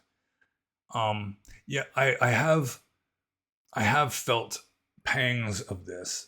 I don't have an altar in my bedroom, although I have had, sort of like a Buddha image or something in my bedroom before. And also when I was younger, I had a copy of the Diamond Cutter Sutra. And the Diamond Cutter Sutra says that any place that contains a copy of the Diamond Cutter Sutra should be treated as a holy place, as a shrine. And so I've had it in my bookcase in my bedroom and done all sorts of sexual naughtiness. Well, not all sorts. There are certain boundaries of sexual naughtiness that I will not cross over. So, I mean, there have been sort of like little pangs of, ooh, maybe I shouldn't be doing this. Maybe I should take the book and put it in a different room before I do this. Yeah, I have had experiences like that, but it's not really a precept violation of sexual misconduct.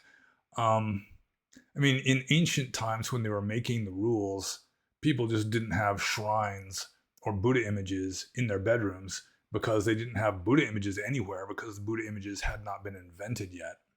And just sort of shrines and scriptures, I mean, books, holy books, apparently hadn't been invented yet in the Buddhist time either. And shrines were generally places, outside somewhere, like a little temple or something. So, yeah, I mean, it's not really a violation of a precept. And whether it's like good karma or bad karma, so especially bad karma, I guess, depends on your mental states because like good and bad conduct is mental in Buddhism. Karma is a mental state. that again, outward physical acts are ethically neutral, that really the ethical quality or the karmic quality of an act depends on the mental states, not on the physical actions. So, I mean, if you feel like you've done something wrong because you got naughty in front of a Buddha statue or like sacred texts or something, then, I mean, do what makes you feel better. Like, do something that you think would ease your conscience, like, donating to a good cause, for example, helping somebody in need, saving a drowning ant by scooping it up on a leaf and putting it on dry land, feeding a hungry dog. I mean, any kind of good act is, in a way, it's not exactly purifying, but it nevertheless shifts the balance towards good. So, yeah, I mean, there's no real repentance practice involved other than just do what helps your heart to be at ease, I suppose. But it's not really in violation of any precepts. It might be considered bad etiquette at worst, unless you're doing it on purpose. Like, say some Satanists will like desecrate Bibles as part of their black mass or something. Then yeah, I mean, they're definitely deliberately trying to do something transgressive in a case like that. But I mean, if it's just you're doing what you naturally do in your bedroom and the book or the statue just happens to be there, I mean, you might want to move your altar to a different room, preferably not the bathroom. Just put it in like, a different, you've got like a den or something. Maybe there would be more appropriate if that sort of thing kind of makes you have second thoughts and be unsure. So I'm just going to move on to Robin's Nest's next question here. In Mahayana, there are many bodhisattvas, but the only one I know of that is specified in the Theravada tradition is Maitreya Bodhisattva. Are there any other bodhisattvas in the Pali Canon that are mentioned? Well, in Pali, it's bodhisatta and not bodhisattva. And I have mentioned before that I do think that bodhisattva with the V is a mistranslation of Pali or Proto-Pali into Sanskrit. But that's neither here nor there. When there's mention of a bodhisatta in the Pali texts, probably at least 98% of the time, it's the same bodhisatta, and that's Gautama Buddha himself before he became enlightened. Because a bodhisattva is someone who is destined to become enlightened, and that's probably what bodhisatta originally meant, is destined for enlightenment, not enlightenment being. And most of the Pali texts were composed before the whole concept of like a whole pantheon of Buddhas, just Buddhas just throughout history, each one with their name and their own story and everything. Before that came into being, and before the whole concept of like the whole Mahayana Bodhisattva concept came into existence. The earliest meaning of bodhisatta was someone who was destined to become enlightened, and the main person destined to become enlightened in the Pali text was the Buddha when the texts are referring to him before he became enlightened. So I'm not sure if there are any other mentions of bodhisattvas. I mean, when it's mentioning past Buddhas, it's mentioning them as already Buddhas. It's not really discussing much about their lives or lives before they became fully enlightened.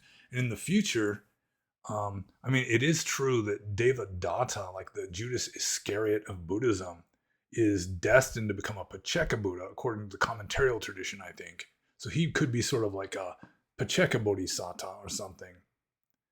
But yeah, in the Pali texts themselves, almost entirely, any mention of a Bodhisatta is referring to Gautama himself before his enlightenment.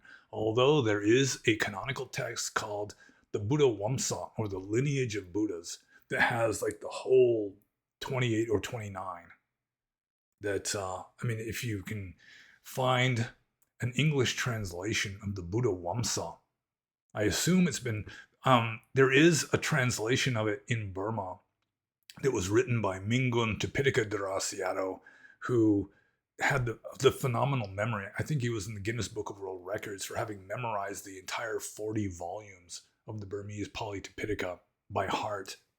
He wrote a book called The Chronicle of Buddhas, I think. Let's see, I got something here. No, it doesn't say. But I think it's called the Chronicle of Buddhas or something in English. That is sort of a condensation of the Buddha Wamsa and its commentary that gives like a biographical description of each of the 28. I think it's 28 rather than 29. Maybe it's 28 so far in this eon. And then there's going to be one more, which is Maitreya. But I've never really been much interested in the mythological Buddhas that existed a zillion gajillion years ago, because it's most likely, going with Occam's razor, it's made up mythology rather than actual history. Anyways, let's see. Did I answer the question? Yeah, I did. Okay. So I'll move on to Robin's next question, which is, there are 29 named Buddhas in the Pali Canon, but aside from Kakusanda and Konagamana and Kassapa, but I've had difficulty learning more about them online.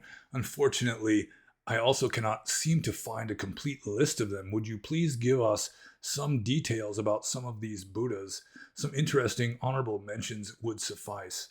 Well, I mean, the Shwedagon Pagoda in Rangoon, Burma, or Yangon, Myanmar, supposedly has relics of all of the Buddhas mentioned here. Kakusanda, Konagamana, Kassapa, and Gautama all have relics that are enshrined underneath the Shwedagon Buddha, or the Shwedagon Pagoda, supposedly. I haven't seen them myself.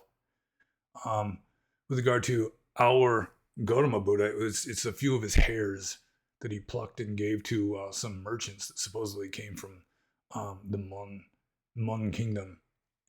I think one of them, there's a walking stick from one prehistoric Buddha, and there's like a bath cup from another one.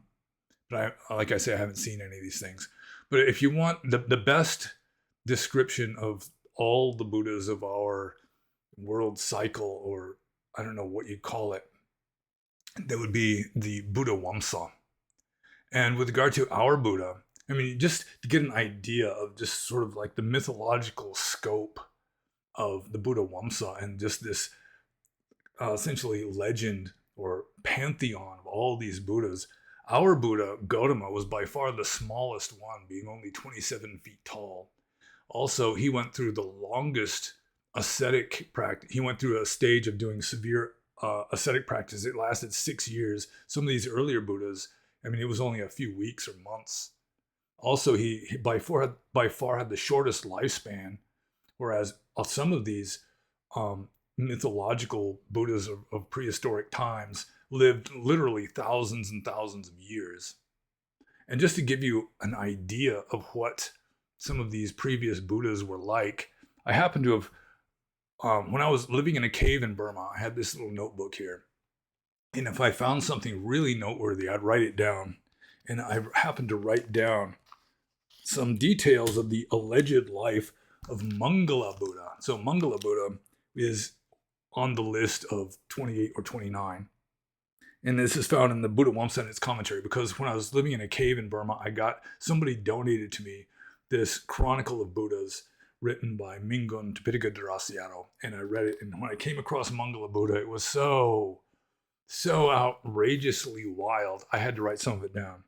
So his date of birth, he was the second Buddha after Dipankara. So Dipankara was the very first Buddha of this eon, or whatever you want to call it. So he lived 2 incalculable eons plus 100,000 world cycles before the present. His place of birth was the city of Udara in India on a previous world. His father's name was King Udara. His mother's name was Queen Udara. The name of the woman who offered milk rice on the eve of his enlightenment was Udara. Name of the village in which she lived, Udara. Name of the ascetic who offered grass with which to make a seat beneath the Bodhi tree, Udara. Place of his parinibbana was Udara Park, also his place of enlightenment. And so Udara apparently was a very common name. 2 incalculable eons plus 100,000 world cycles ago in India. His height was approximately 132 feet.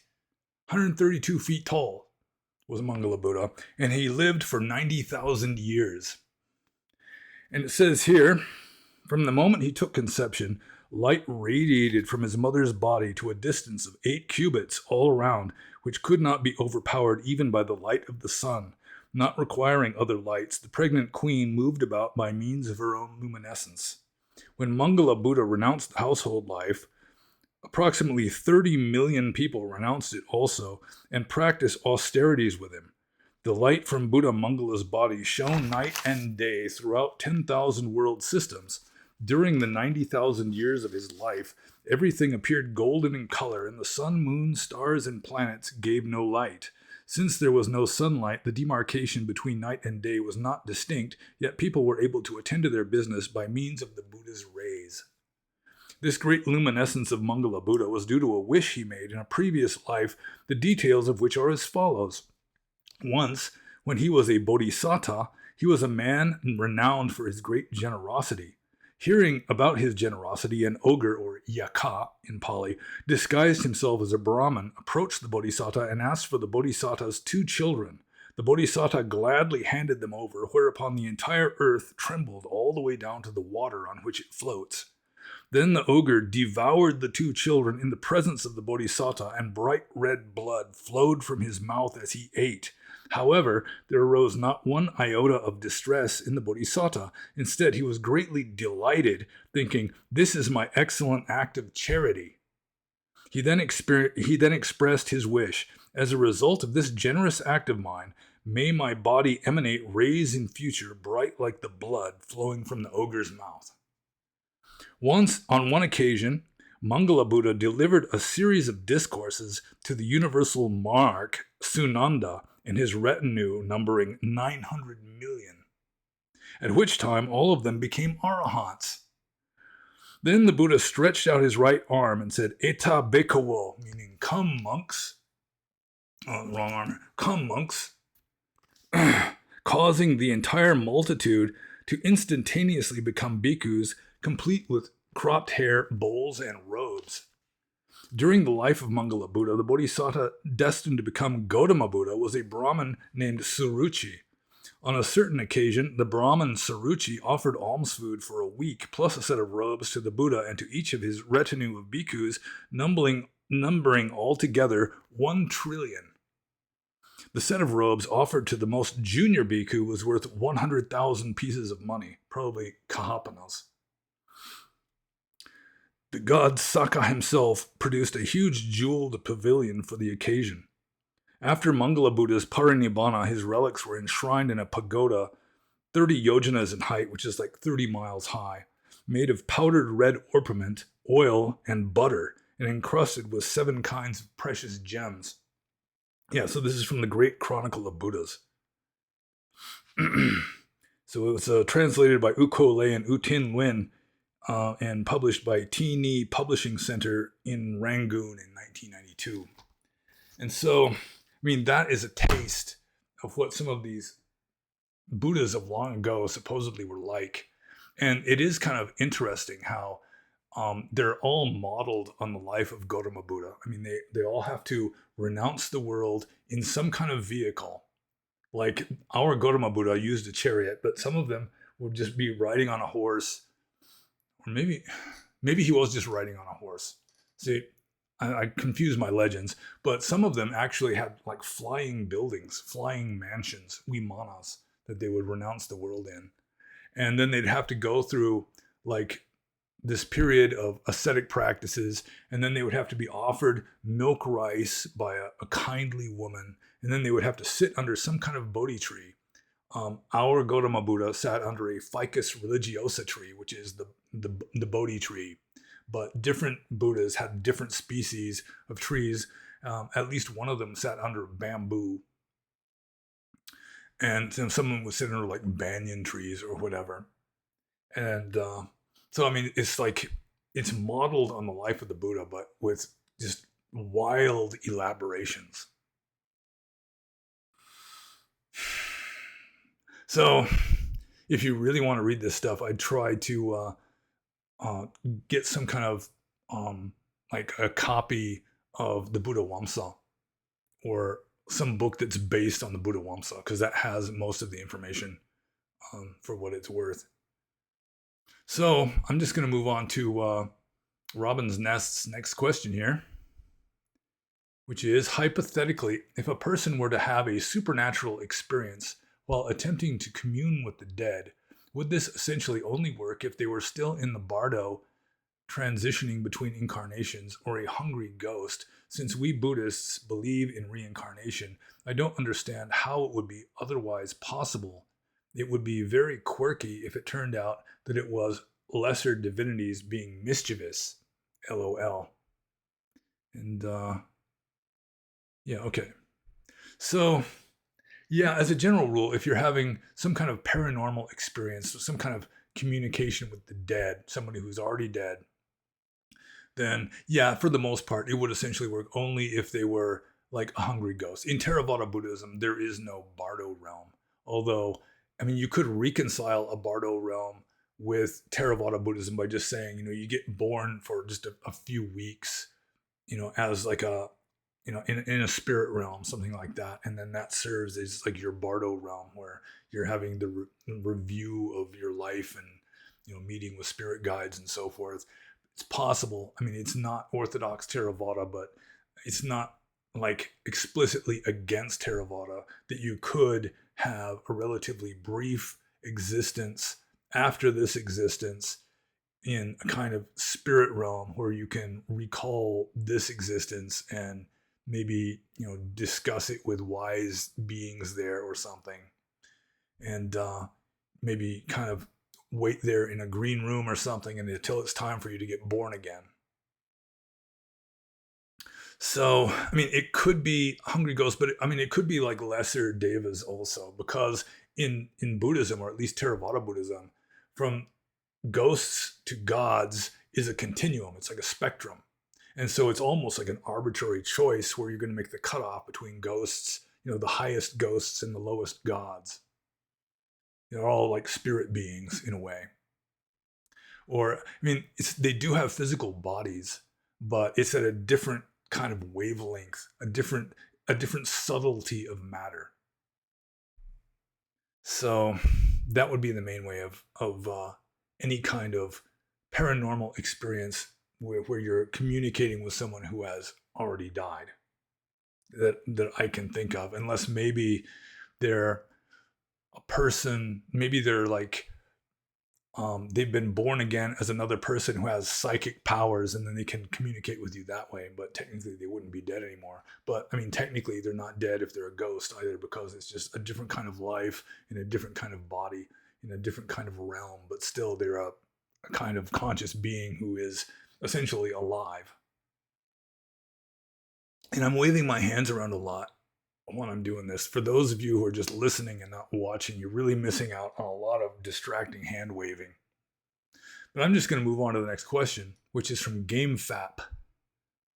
And I'm going to look here. Yeah, we've been going for almost 2 hours. I knew this was going to be a long one because there's lots of questions. It's not record breaking a number of questions, but it's a long list of questions. So anyways, GameFap says, what are your thoughts on the Akashic records? And I had never heard of the Akashic records until I read a book about Edgar Cayce, who attributed his psychic powers, his ability to diagnose illnesses that he couldn't see that were hundreds of miles away, or know about people's past lives, or know about like Atlantis and so forth, through the Akashic records. And I'd never heard of that before. It's Akasha is Sanskrit for space or ether. So in Pali it would be Akasa, long A, Akasa. But there's no concept of this in Theravada Buddhism. And I think it just might be a kind of mental gimmick. I can't really imagine that there really are like a library containing all information of everybody who's ever lived. But I don't think that that's even how Edgar Cayce himself described the Akashic records. It was more like every action, every event leaves a kind of trace, sort of like the tracks of things that have existed that you can still see in the ether. kind of a thing. But I'd be more inclined to believe that it's just a kind of gimmick for, like, there's all kinds of gimmicks to, like, help a person have psychic powers. Like a Ouija board. A Ouija board is just, it's just this board with letters on it and a plastic planchette. There's no psychic powers in the Ouija board. It's just a kind of gimmick that kind of helps people to exercise some kind of psychic powers if it's not just coming out as gibberish or spam. And it's mainly because people don't have the belief that they really have psychic powers. They make it's easier for them to believe that some being who's being channeled through them has these powers, or this deck of tarot cards, or this Ouija board, or this astrological chart or something has the power, so that subconsciously, they're creating the information. Tarot cards have no psychic powers. Ouija boards have no psychic powers. So, they just they can't believe wholeheartedly that they have these powers, but they can believe that something else has the powers that then comes through them. And so they use it as a kind of crutch, maybe a kind of gimmick for coming up with information that otherwise they would not have access to.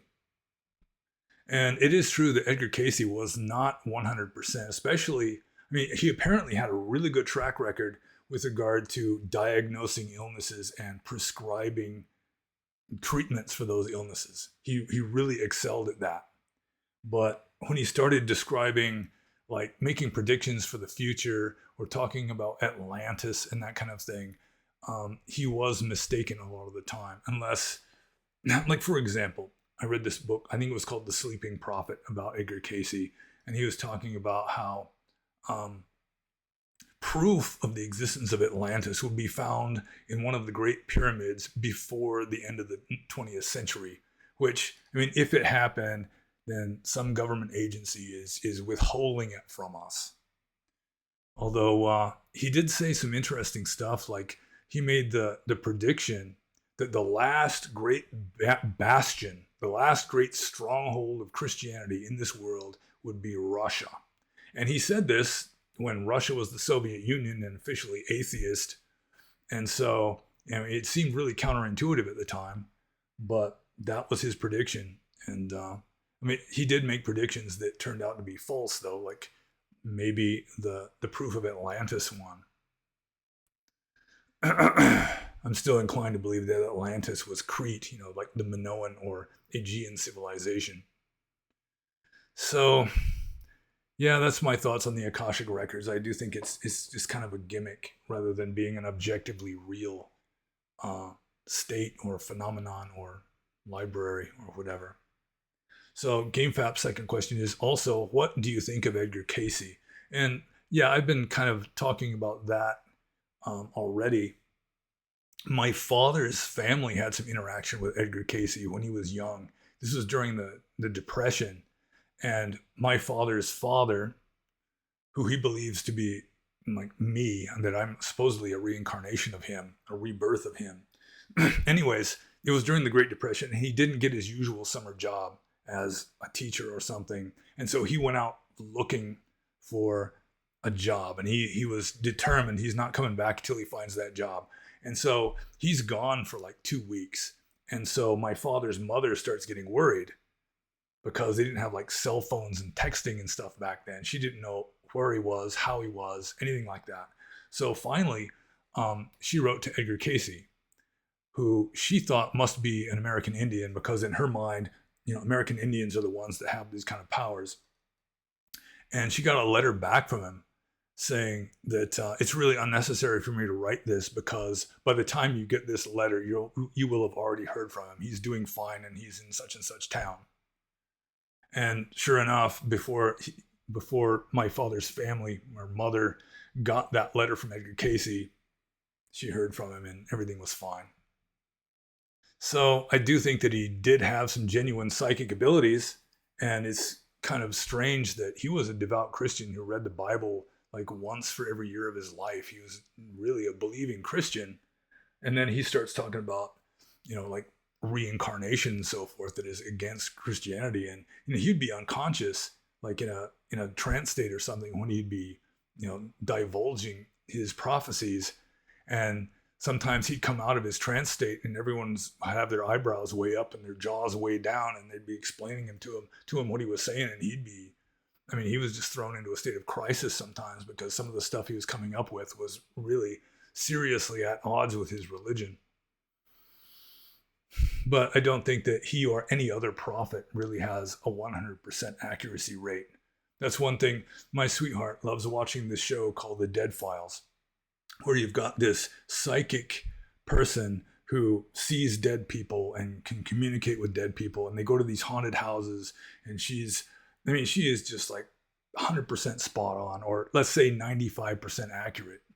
And it's one reason why I do think that it's partly faked anyways, if not entirely faked, because psychics, as a general rule, they just do not have that accuracy rate. If she did have that kind of accuracy rate, I think she'd be hired by the U.S. government, or at least by a law enforcement agency to solve, unsolved murders and so forth, because she is just right on it. And I do not think that any prophet has a 100% accuracy rate. Partly, like with regard to predicting the future, I think there's more than one future. So it may be that they're seeing some future state and they're talking about it, but for whatever reason, we just don't wind up in that version of the future. We wind up in a different one. But I think I'm digressing now, so I'm moving on to the next question, which is from Joe Doe. And Joe Doe says, is giving tobacco as a gift skillful or unskillful karma? And again, like the outward physical act is morally neutral. Whether a gift, whether any action, giving tobacco, giving beer, giving food, giving medicine, whatever, whether that is skillful or unskillful depends on your own mental states. Damn. The battery seems to be running low on this computer, and it's already plugged in. So let's just hope for the best. If the video suddenly cuts off, don't worry, I'm fine. It's just that the computer is using electricity faster than the charger is charging it. I think it's plugged in. Yeah, it's plugged in. Okay. Let's just continue, shall we? So, is giving tobacco as a gift skillful or unskillful? It depends on your mental states. And it may be like Ajahn Mun, the most renowned monk of Thailand, I assume. He and Ajahn Chah were like the big two famous monks in Thailand. Ajahn Mun was a chain smoker, so it might be that offering tobacco to a very advanced monk who also happens to smoke tobacco, you could say that you get merit for that. Although I think giving a lax monk who drinks tobacco and maybe beer as well, or did I say drinks tobacco? He smokes tobacco, drinks beer. He's just a lax monk. If you're helping him to break rules or helping him to be a sloppy monk, then you're going to get mixed karma. To the extent that you have good intentions, that you're wanting to do something good, then you're going to get some good karma. But if you fail to really do something good and you're helping a monk to be a lax, sloppy monk, like offering him money, for example, then it's going to be mixed karma. You're going to be getting skillful and unskillful. And it's very rare for anybody to just do pure good or pure evil. It's almost an impossibility in Buddhism. Once you get to the pure good stage, then you become an Arahant that just leaves behind good and evil, and you're not making any kind of karma. So there's always going to be shades of gray, and it's going to depend on what motivates you while you're offering the stuff. But as a general rule, I don't think the Buddha would have allowed monks to smoke tobacco or chew tobacco or snort tobacco if tobacco had existed in the Ganges Valley in the Buddhist time. So I'm just going to move on to the next question. This is from Nicola, alias Iku. And this is an extremely long question. And I hope that the computer doesn't just die before I get to the end of it. So he gives this long quote from a book called Intuition by Buckminster Fuller. And it's quote, so what I have established now is that we have a subconscious monitoring process going on in our brains that employs experiences of various magnitudes, which can be re-employed. Once I have established that we have a subconscious monitoring system, I then make another experiment. This has to do with our twilight zone consciousness. I stretch both my arms forward and parallel to one another. I turn my 2 index fingers skyward. I now swing my outstretched arms horizontally away from one another with index fingers as yet skyward stretched. I keep looking straight ahead, but realize that while looking straight ahead, I can also see both of my skyward pointed index fingers. I can see them clearly even when my arms are stretched out sideways, though I say to myself that I am looking straight ahead. This experiment tells us that there are many events taking place in our lives at which we are not consciously looking, but of which we are semi-consciously aware. It is this semi-consciousness which at times arouses our intuition to look directly in this and that direction and thereby discover some sensorially apprehensible phenomenon of significant relevance to our system's thinking. Semi-conscious awareness of our experiences often constitutes a fourth event, the significant system-embracing event, which produces comprehension of all the system's interrelationships and even its relationships to other significant systems. Semi-conscious awareness is a very effective and available basis for becoming aware of what is going on in looking this way and looking that way. It also takes a minimum of 4 equi-intervalled intentional repeat experiences to discover time dimensioning.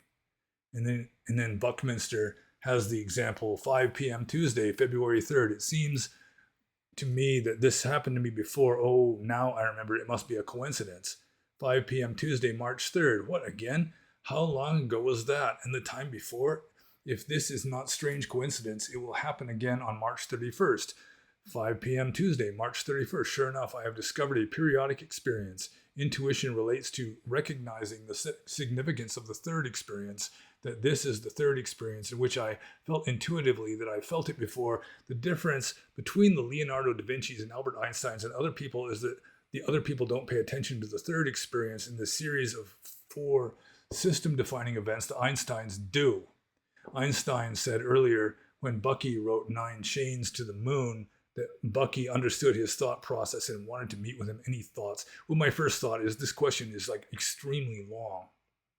And I've considered in future just maybe making a rule against like posting like a long essay kind of statement and then at the end just thoughts ? One wise guy just did it on purpose, I think, after I've brought this up before. Anyways,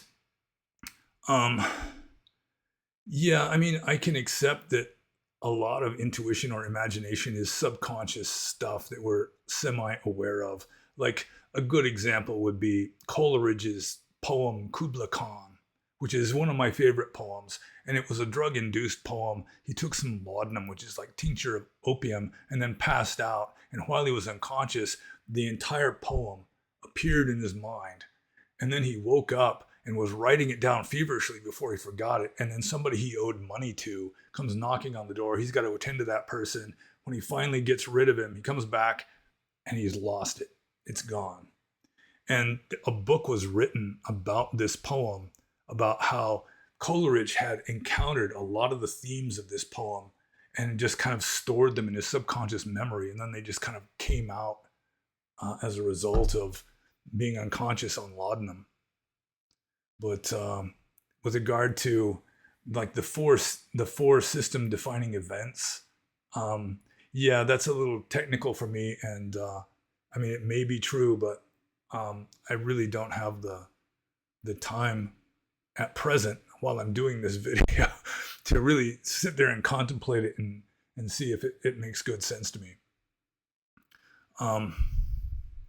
So yeah, I guess, I mean, he's talking about periodic experiences, which I think Carl Jung might attribute to like synchronicity. But he doesn't really explain in this long quote what a periodic experience really would be. Like, he doesn't give like a clear example of a periodic experience, which would help my mind to grasp it a little better. So, let's see. Now I'm thinking maybe I should try and shut down any extra tabs or something to keep my computer from dying.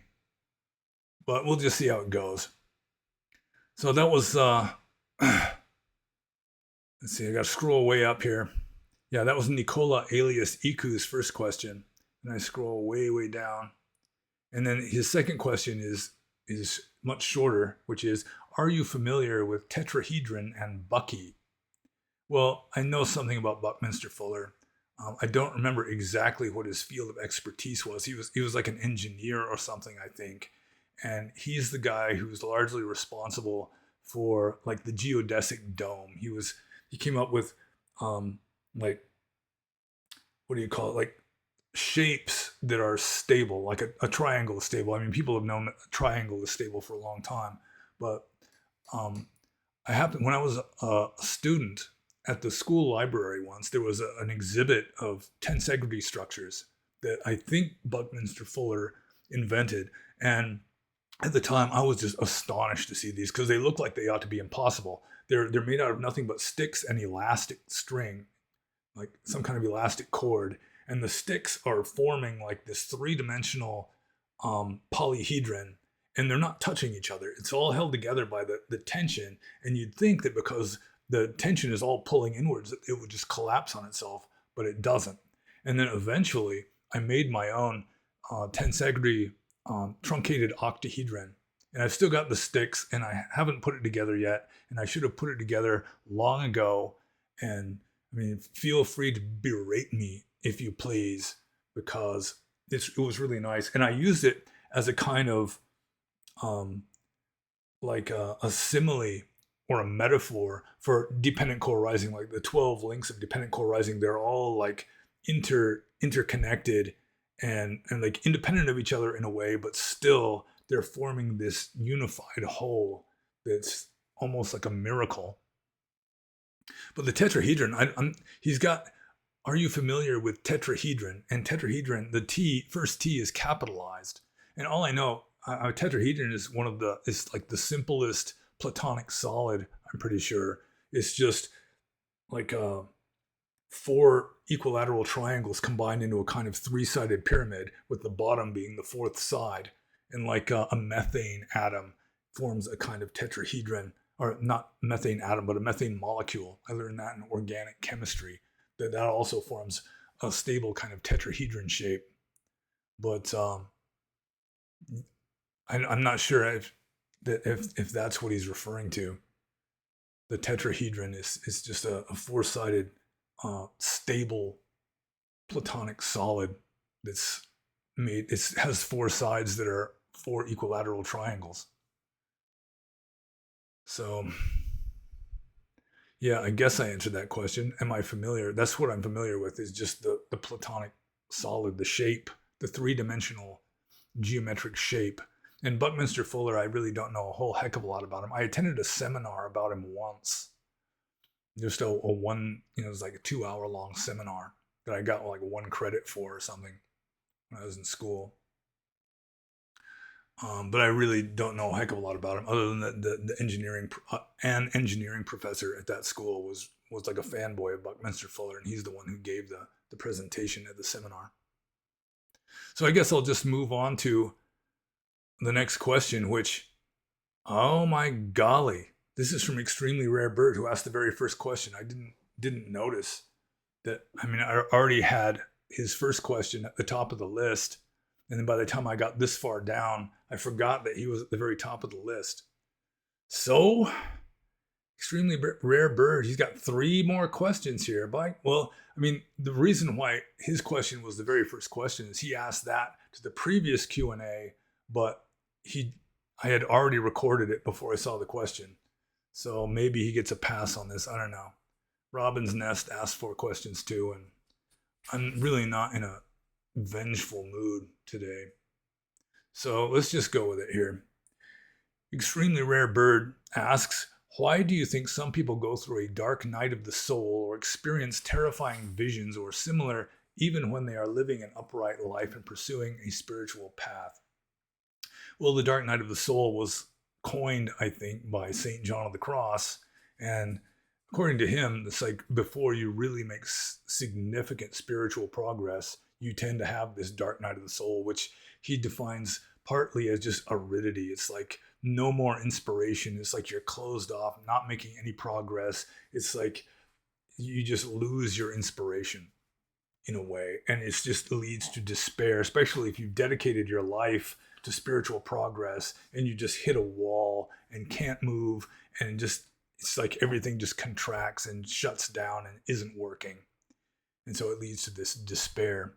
And I think one reason why this is like a universal or almost universal phenomenon for people who are really living a wholeheartedly spiritual life, really going for it. Not like Joe Schmo, the TV repairman or something, but people who are, they've renounced the world or whatever. They've just becoming enlightened or making spiritual progress. Cultivating wisdom is like their top priority in life. They'll hit this dark night of the soul. And one theory I've got is it's because you have to reach a state of utter despair in order to make spiritual progress. It's like we are creatures of habit. And so we're locked into these habitual ways of dealing with life. And so long as you're locked in, you're not going to move beyond that. So eventually, you need to have some kind of crisis, and it's ultimately good karma, going with like Buddhist terminology, that this happens to you because it like causes this crisis that eventually causes you to just break through this cage of habits so that you can make progress. Everything's going fine. You're just going to stay in this self-imposed cage of mental habits, and you're not going to get beyond that. It's going to take something to break down that system, and it's going to require some kind of harrowing crisis that's going to break through this ossified system of habits that your life depends on or seems to depend on. And this reminds me of a statement Ram Dass made long ago in one of his books, that just utter despair is an absolute prerequisite to significant spiritual progress. And for years and years, I was hoping he was wrong, but just looking back on my own life has borne that out. That the most significant spiritual spurts or growth bursts, I guess you'd call them, my most significant episodes of spiritual growth have been the result of despair. It's like you have to have this crisis because you're just stuck by just your own mental prison, really. And so that your own mental prison has to get broken in order for you to get free of it. It has to get broken open.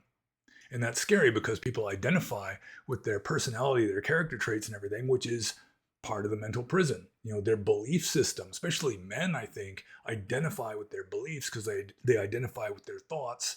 And so if your beliefs get proven false, that's like a kind of death. It's like part of you is being destroyed. So people resist change. That's one reason why, people just believe all kinds of idiotic nonsense and refuse to face that. I mean, you can like show it to them, like, look at this, you believe this and this, which are clearly contradictory to each other. They don't want to hear that at all. And they'll, as often as not, they'll get hostile about it. Just in like fight or flight self-defense, they're fighting for their lives because they're fighting for their identity of who they are or who they think they are anyway. So I think I've kind of digressed a bit from Extremely Rare Bird's question here, but I do think that is the gist of it. And so in a way, it's kind of a blessing in disguise that you have to have this crisis, because without it, you're not going to make more progress. So I'm just going to move on to Extremely Rare Bird's next question here. And the computer seems to have got a second wind, and the charge is going back up again. I got down to 6%. It's in the red zone, and now it's up to 7 again. So, trouble not. No trouble.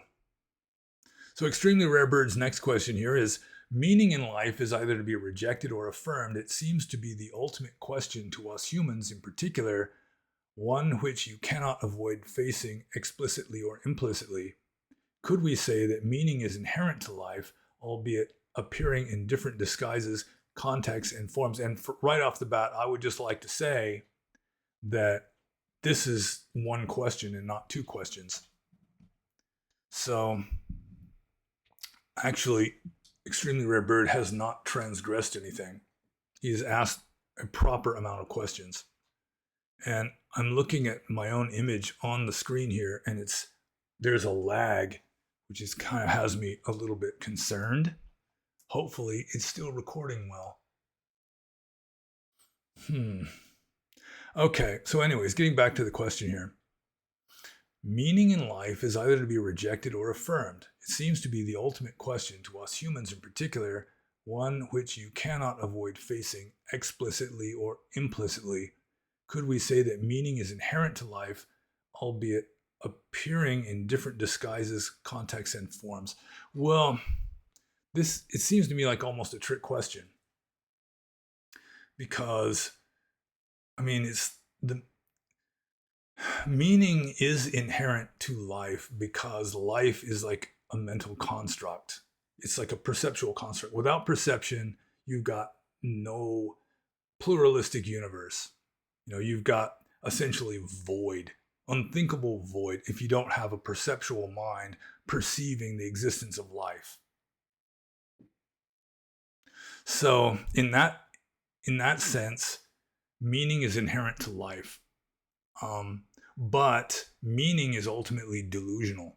If you get to the state of ultimate reality, there's no more meaning. At least meaning is irrelevant to it. Meaning is delusional because it's this symbolic construct that supposedly represents reality, but it doesn't really represent reality because it's just a symbolic construct. I've mentioned before, the letters TREE are radically different from a real tree, and that's kind of the way thought works. It symbolizes whatever we're trying to think about or understand, and then we get lost in the symbols, and we never get to touch the reality. Like Immanuel Kant saying, the thing as it really is, the thing in itself, our mind cannot touch that. We're stuck in these symbolic constructs. Just the thing as it seems. So, yeah, it's kind of a weird trick kind of question. It's not like life is real and has a meaning. It's just that we are dreaming life with our mind. And so, but all dreams have some kind of meaning. Any kind of perception is meaningful. It might be no more meaningful than what the hell is that, but still it's a that. And so, I'm sure this is going to be very confusing for a lot of people because most people just assume that the empirical universe is ultimately real. And that they're talking about, like DNA and all this stuff, like conditioning our existence. But really what conditions our existence is perception. And perception is necessarily both meaningful and delusional because meaning is delusional. And we're stuck with it so long as we're not enlightened. But when we become enlightened, we are no longer identifying with the symbols because we have access to the reality. We always have access to ultimate reality. It's always right here, right now. How far away can reality be? It's just that we're so distracted by all the noise our mind is making with these perceptual symbols that we don't see through that and do not see the reality that's underlying that, so to speak. So, meaning is inherent to life because life is a perceptual construct and meaning is inherent to perceptual constructs. But, life as like a biochemical process, yeah, even if you assume for the sake of argument that it is real, then I mean that's just it. It's a biochemical process, and any higher meanings attributed to that are like optional matters of opinion, value judgments, or whatever. So I'm just what keeps coming to mind right now is existentialism, like 20th century existentialist philosophy, where they're saying that life doesn't have any meaning, but still you have to attribute some kind of meaning. So you gotta just cook up the best imaginary meaning you can come up with. So, anyways, I think I answered that in a confusing and possibly unsatisfying manner. And so I'm just going to move on to the next question because we've already been at this for almost 2.5 hours. And if I'm like scrolling on YouTube and I see a video one that even looks interesting and it's 2.5 hours long, I'm just like, nope. Give me one that's 10 minutes long. So that's one reason why I rarely watch Joe Rogan, because he'll just sit there and talk for 3 or 4 hours straight. Brian Rue, bless his heart, he does a lot of long ones too. No, I'm doing long ones, but I wouldn't even watch my own videos I do watch my own videos just to see how they came out. When I'm in a different state of mind, I can kind of look back on them and judge how well I did or something, just for entertainment value. Watch myself just yammering away. But if it was somebody else, I probably wouldn't watch it. Anyways, the next question is from Oyalt. And Oyalt says, do you think the internet is diluting Dharma? Well, I mean, the internet itself isn't really diluting Dharma. It's the minds of people that are diluting Dharma, I think. And I mean, the internet, it can be used for good or ill. And so for a lot of people, it's diluting Dharma. But then again, some people, the reason they know about Dharma to begin with is because they saw it on the internet. The internet is, it's like a psychic power. Really, it's like a new sense faculty. I think I was talking about this in the previous Q&A. It's like your computer is like a sense organ, like an eyeball or an eardrum, and the internet that is coming through the computer is like the sensory data through this new sense organ. And it can be used for good or for ill, just like vision can be used for good or for ill. So, yeah, I think the internet is diluting Dharma? In many cases it is, in other cases not so much. I mean, it depends on how wisely or skillfully you use the internet. If you use the internet only for listening to Dhamma talks and reading texts and so forth, then that's your main line of Dharma possibly. So that's good. But if you're like straying over into the academic leftist approaches to Dharma, where it's queer Buddhism and white people being mindful of their white privilege and so forth, their inherent racism and so forth, then yeah, that's not only diluting Dharma, that's just fucking it up into something just almost unrecognizable, turning it into something foobar, so to speak. So it depends on how skillfully you use the internet, and that determines whether using the internet is helping you to understand Dharma or maybe messing you up, whether it's diluting Dharma or concentrating it. And with that, I'm going to move on to the next question. This is from Lieberlam, who now, for some reason, calls himself Stellar Supreme. So Stellar Supreme, formerly known as Lieberlam, says, do you think it's ethical to teach seniors practical meditation when they have dementia, mobility issues, and let's just say a lot to find dukkha in as is? I get the sense that practical instruction could help them cope with these, but I'm worried one of them might have a strange or confusing experience, and that would put me in a bad situation at work. Yeah, well, that is kind of a strange predicament. But there's always the risk that somebody may have a strange or confusing experience through introspection, for example.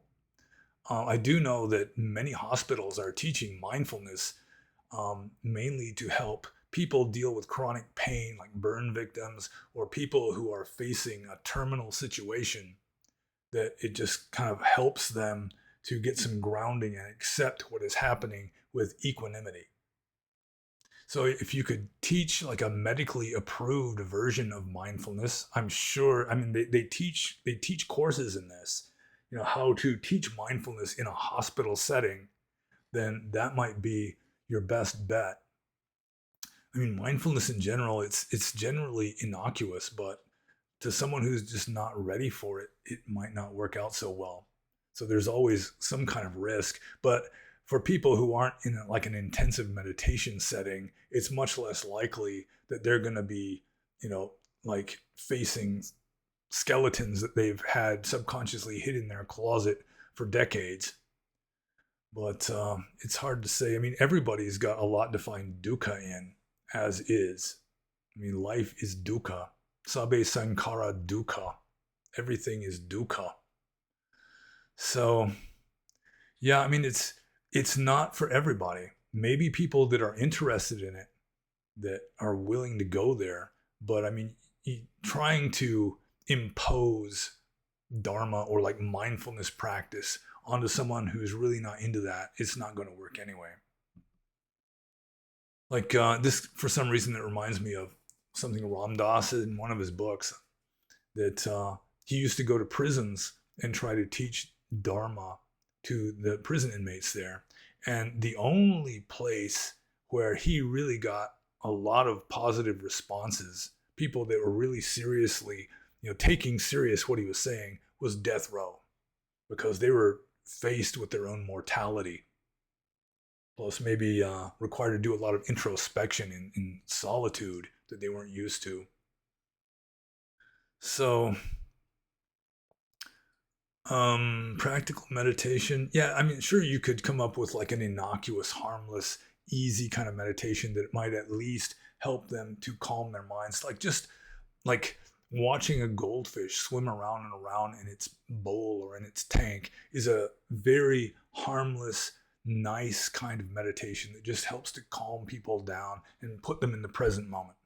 And I am looking forward to getting a fish tank someday. Just because, I mean, when I was a kid, I would prefer a fish tank to a TV set. I'd just sit in front of the fish tank and just watch the fishes swimming around, just gliding silently, gracefully through the water. All different colors maybe. Although just one goldfish is nice, although it's better to have two so that they don't get lonely. So something like that. I mean, I don't think anyone's going to freak out from watching a goldfish.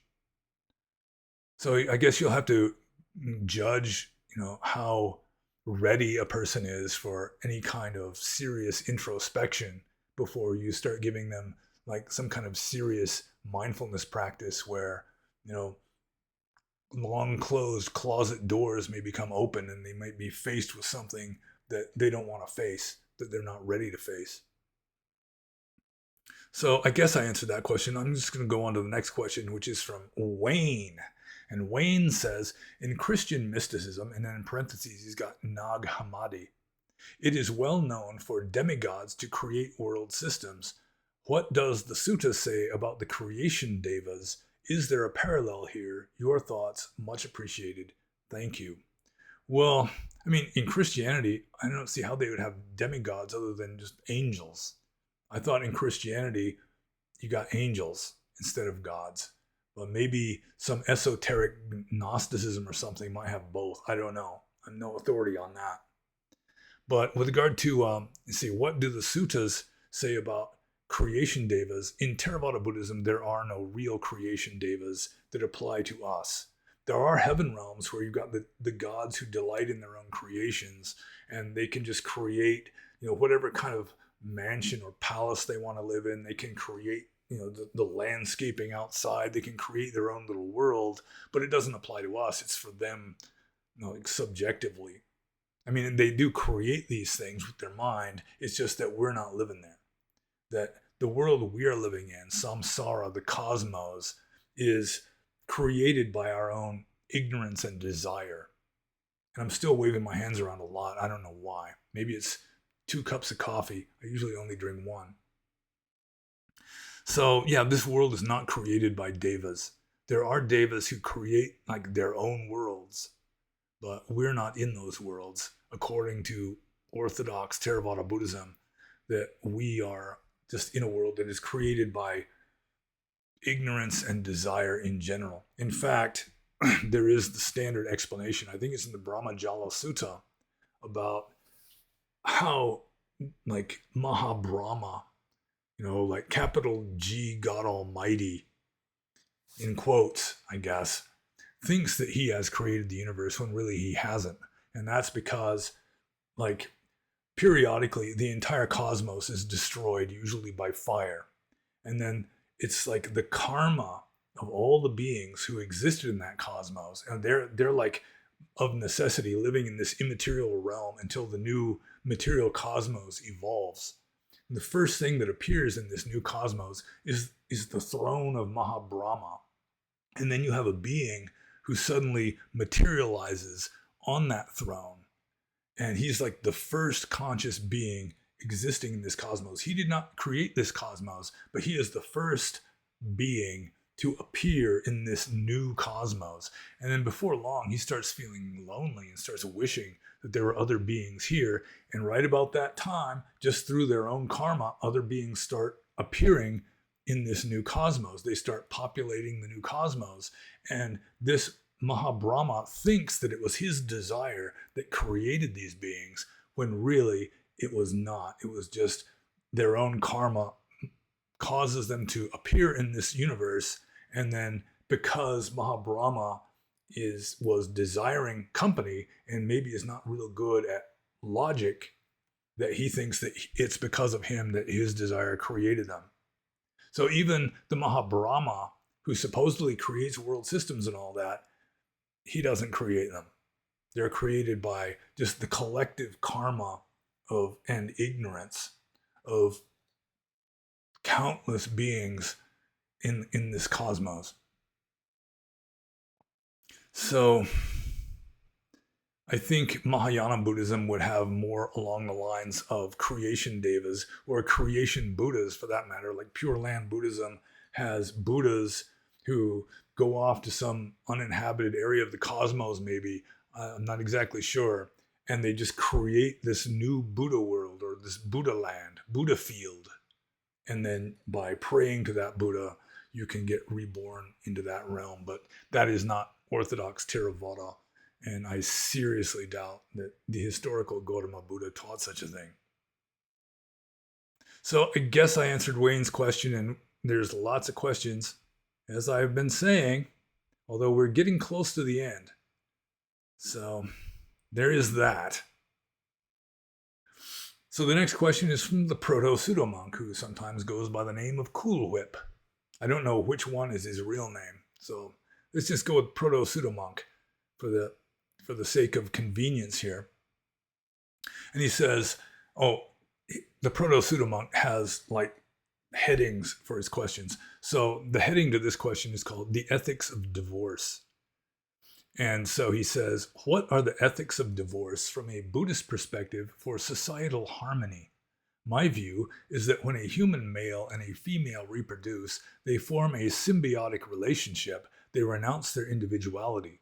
So divorce is based on the delusional narrative. The individual knows best and can do whatever his desires and aversions tell him or her, devastating the offspring on a psychological level. Our biological nature depends on it.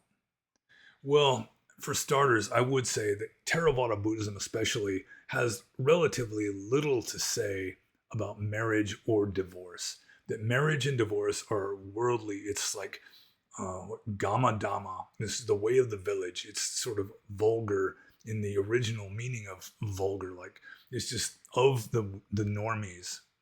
And it doesn't really have much to do with becoming enlightened. It's just kind of irrelevant to that, or at best irrelevant, and at worst a hindrance. So I do not recall ever coming across divorce in the text. It may be that in ancient India, in the Buddhist time, I would assume that it was kind of like ancient Rome, like Republican Rome, early Republican Rome, where you could just divorce your wife just by saying, just get out, or, that's it, we're done. that men, it was like a patriarchal society, and if the wife was just too much of a pain in the neck or something, he could just declare them divorced or something. But there's no real mention of that in the text that I can think of. There is sort of a mention of divorce, or like separation anyway, in that a monk who acts as a matchmaker or a go-between to help two people get married, that is a serious offense. It's a Sangha Disesa offense. He has to take penance for 6 days and 6 nights for having done such a thing. But after a couple is married, then he can bless their marriage and so forth after it's a done deal. But then if they separate, if they're just like arguing and estranged from each other, he can like persuade them to get back together. But if they're really divorced, for him to persuade them to get married again, he's being a matchmaker or a go-between or something, and he's committed the Sanghadisesa offense. So if they're just sort of, on the rocks a bit, he can sort of, what's the word, help them to make it up, for the sake of, love and, harmony and so forth, peace and harmony.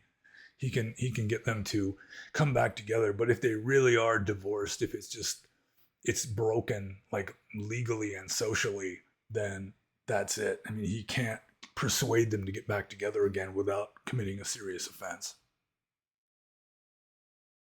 So, yeah, I mean, marriage is just a purely secular affair. It really has little to do with orthodox, traditional, or early traditional Theravada Buddhism.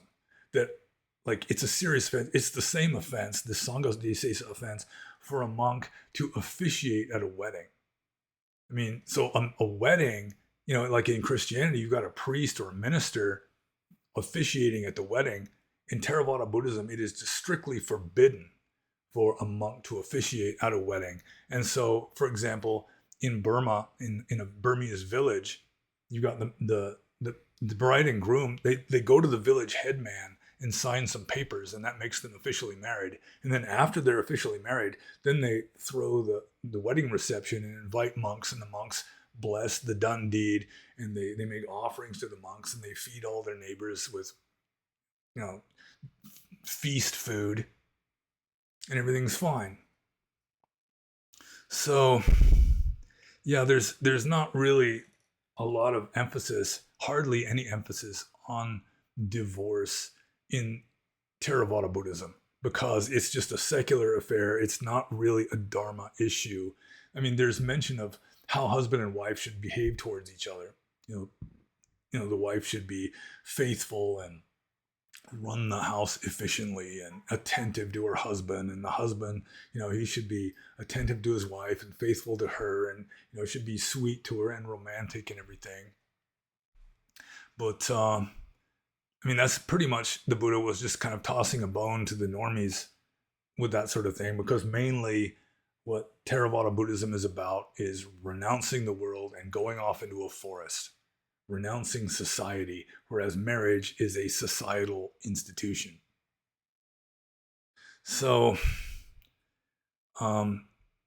Proto-Pseudo-Monk is saying, my view is that when a human male and a human female reproduce, they form a symbiotic relationship, kind of like the Bible saying they become one flesh. Although, they don't really renounce their individuality completely. I mean, like, a man and a woman genuinely love each other, they've got some depth and sensitivity, then they're not going to just merge into this one being that has just one name, for example. There's going to be him and there's going to be her usually. But then there's going to be like this third entity, the us. This is sort of like a group mind kind of a thing that is greater than either individual, presumably greater than the synergistic, it's like a synergistic thing that's greater than the sum of its parts. It's like this new being has arisen, and that may have its own karma, which may result in the same two people getting together lifetime after lifetime, because they're sort of forming this third being that has its own existence. I just came up with that just now. So Yeah, I mean, divorce was, I'm sure it was a thing in ancient India, probably not nearly as prevalent as in the modern West, where women, I mean, they can just marry the government and live independence on the government in a socialistic society. So, I think I've answered this question. Yeah.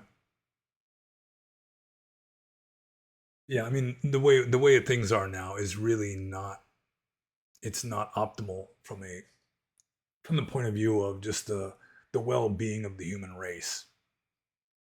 People are atomized and alienated now as a result of partly like so-called enlightenment philosophy of like the 16 and 1700s, like emphasizing individuality rather than people identifying with their family, which was the pre-modern point of view, where like pre-modern cultures, people are more identified with their family than with their own individual person.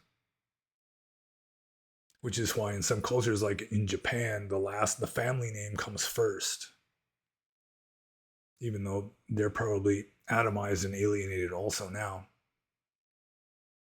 So I guess I answered that question.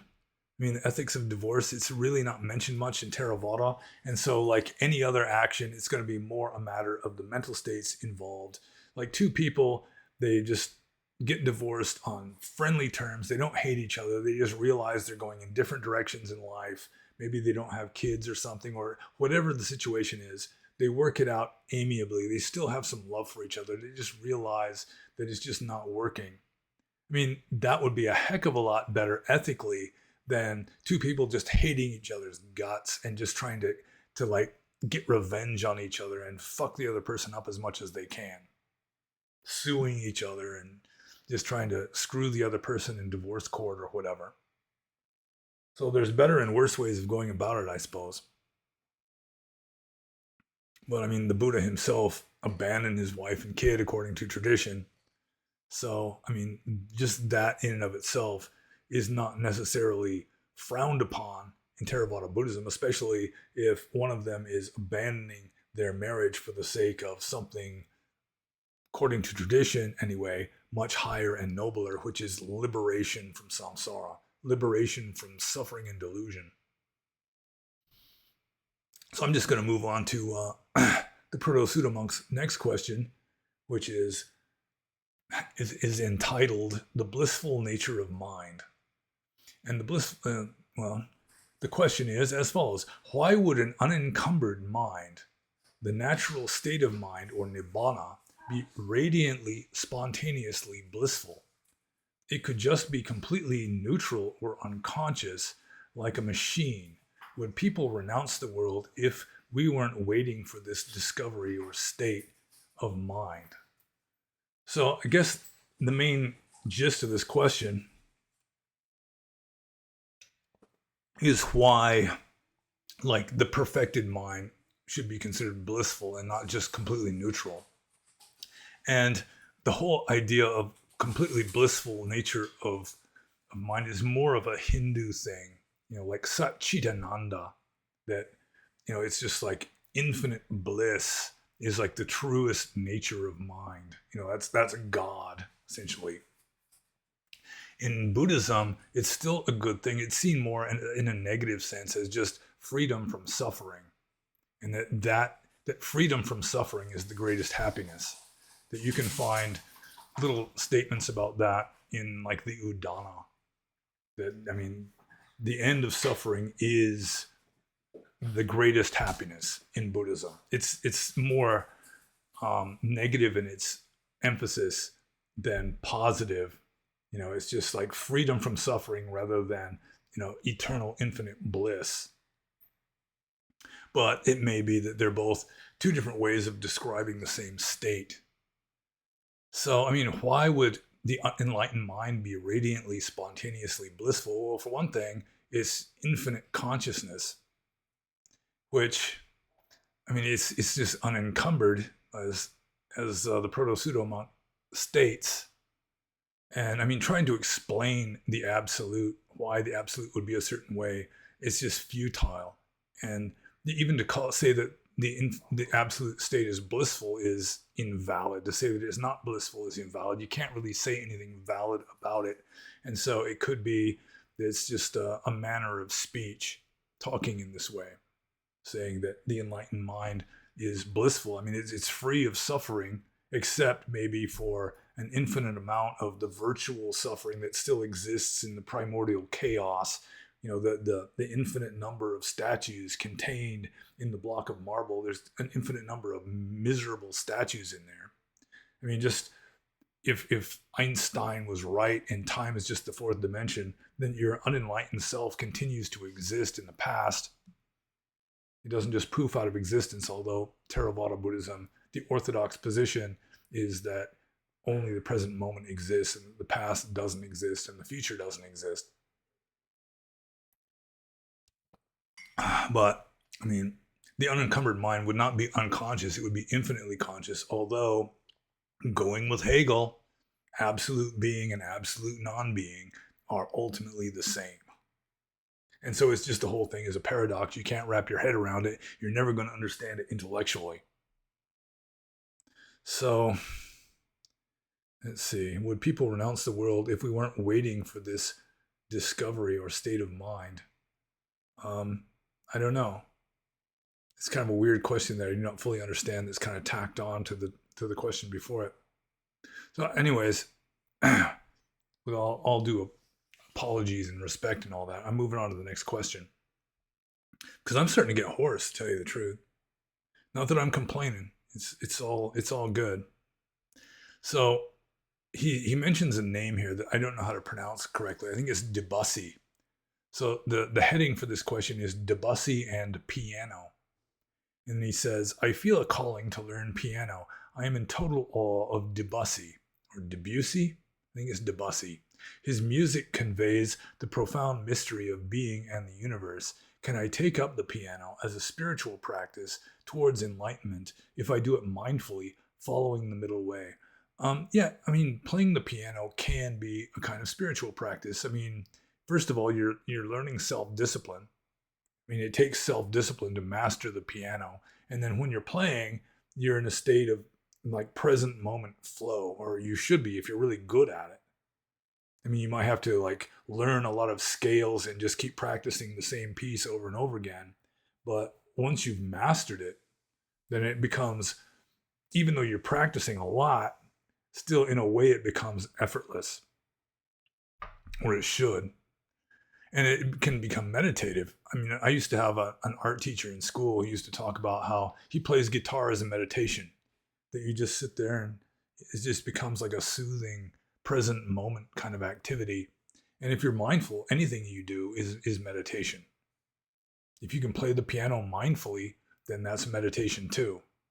Just as walking back and forth mindfully or sitting cross-legged mindfully, it can be meditation. So, I mean, it is true that Orthodox Theravada considers music to be sensual pleasure and something that someone who's really serious about that sort of thing, about spirituality, shouldn't do, like having sex too. But that's largely a product of ancient Indian culture that was very asceticism oriented, renunciation and asceticism, radical asceticism. So anything that smacks of sensual pleasure, if it's at all avoidable, the ancient tradition says you should avoid it. But still, I'm kind of open-minded on subjects like this, and I can see how playing the piano or playing the guitar or playing the bongos can be a kind of meditative experience, that it can be a kind of spirituality. Buddhism is the only religion that I can think of, maybe Jainism too, that considers music to be unethical or immoral or unskillful. Which is one reason why Buddhism in general has crappy music. There's still Buddhist music, it's just not very good. And with regard to Hindu music, I still am of the opinion that Shiva has better music than Vishnu does. Shaivite music is better than Vaishnavite music. Although that's, of course, a digression. So, yeah, I mean, if you practice the piano and play the piano mindfully, then there's certainly going to be some benefit from that. You're going to make some kind of spiritual progress. You're going to be making some kind of positive, good karma from that. Although eventually, if you start getting really advanced, you may just stop having interest in it and leave it behind. But I really don't see any necessary harm in that. So I'm just going to move on to the proto-pseudo-monk's next question here. And is this... Oh, wait, this is just part of his third question. So he's not transgressive. He said, with regard to whether he can play the piano mindfully or not as a spiritual practice, he says, all monks answered no, but if enlightenment doesn't have a cause, I have no reason to renounce this practice. I have simplified my total attachments to maybe 2 or 3 things I am not ready to renounce. Okay, so that wasn't a question. So I'm just going to move on to the next question here. This is from 5 Precept Pete. And 5 Precept Pete says, did you get the opportunity to teach your parents the Dhamma before their passing? And a little bit, but not very much, partly because my mother did not have a religious or spiritual bone in her body. That she was pretty much of a normie, bless her heart. And she just didn't get it. She would have much preferred that I not be a monk and just provide her with grandchildren to spoil. With regard to my father, he was just kind of an authority figure, I guess, in the family. And I mean, we could discuss things too much, but if I got preachy with him, he'd start getting annoyed. So we could discuss things better than my mother and I could. I mean, my mother and I kind of pretty much stopped being on the same planet when I was around 13 years old. But it wasn't very much. I remember, like, when I was like 19 or 20 years old, I think, I just wrote out by hand the Diamond Cutter Sutra and like bound it into a little booklet and gave it to him for his birthday or Father's Day or something. And he appreciated that, and he read it and everything. He didn't understand it. He told me he didn't completely understand it, which makes sense because the Diamond Cutter Sutra and the Prajna Paramita, like literature in general, is paradoxical. And I mean, I don't think you can fully intellectually grasp it. But with regard to my mother, she did ask me questions sometimes. You know, I'd try to explain like real basic stuff, like the Second Noble Truth, which anybody should know. If you know nothing about Buddhism besides one thing, it should be the Second Noble Truth, that whenever you are unhappy, it's because you desire something. So, yeah, I did try to explain that to her, but she was, set in her ways. You're not going to have this radical transformation of personality just from hearing some statement like that. Excuse me. I got to wipe my eyes a little bit. Okay. So, yeah, I taught my parents a little bit of Dhamma, about as much as they were willing to accept, but I couldn't really push it for different reasons. My father would get annoyed, and my mother it would just be over her head, or she just wasn't interested. She just didn't get anything beyond just ordinary samsara. So I'm moving on to the next question, which is the last question. At long last, almost 3 hours after we start this thing. Although I have done longer Q&As than this. And again, I'm not complaining. The show must go on. So, Arahant says, can you discuss any potential correlation between minimalism and Buddhism?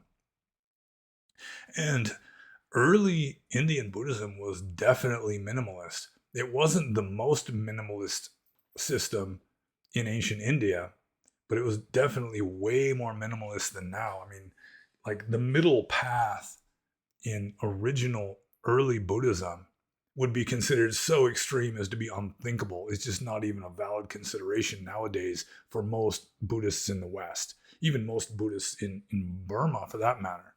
The original middle path, just the middle path between extremes was wandering around as a homeless, penniless vagrant, just silently begging for your food in the streets and wearing rags, sleeping under a tree.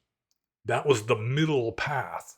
And that would be so extreme for most Buddhists nowadays that it would just be considered this, I don't know, just maybe not insane to a serious Buddhist, but just certainly not realistic.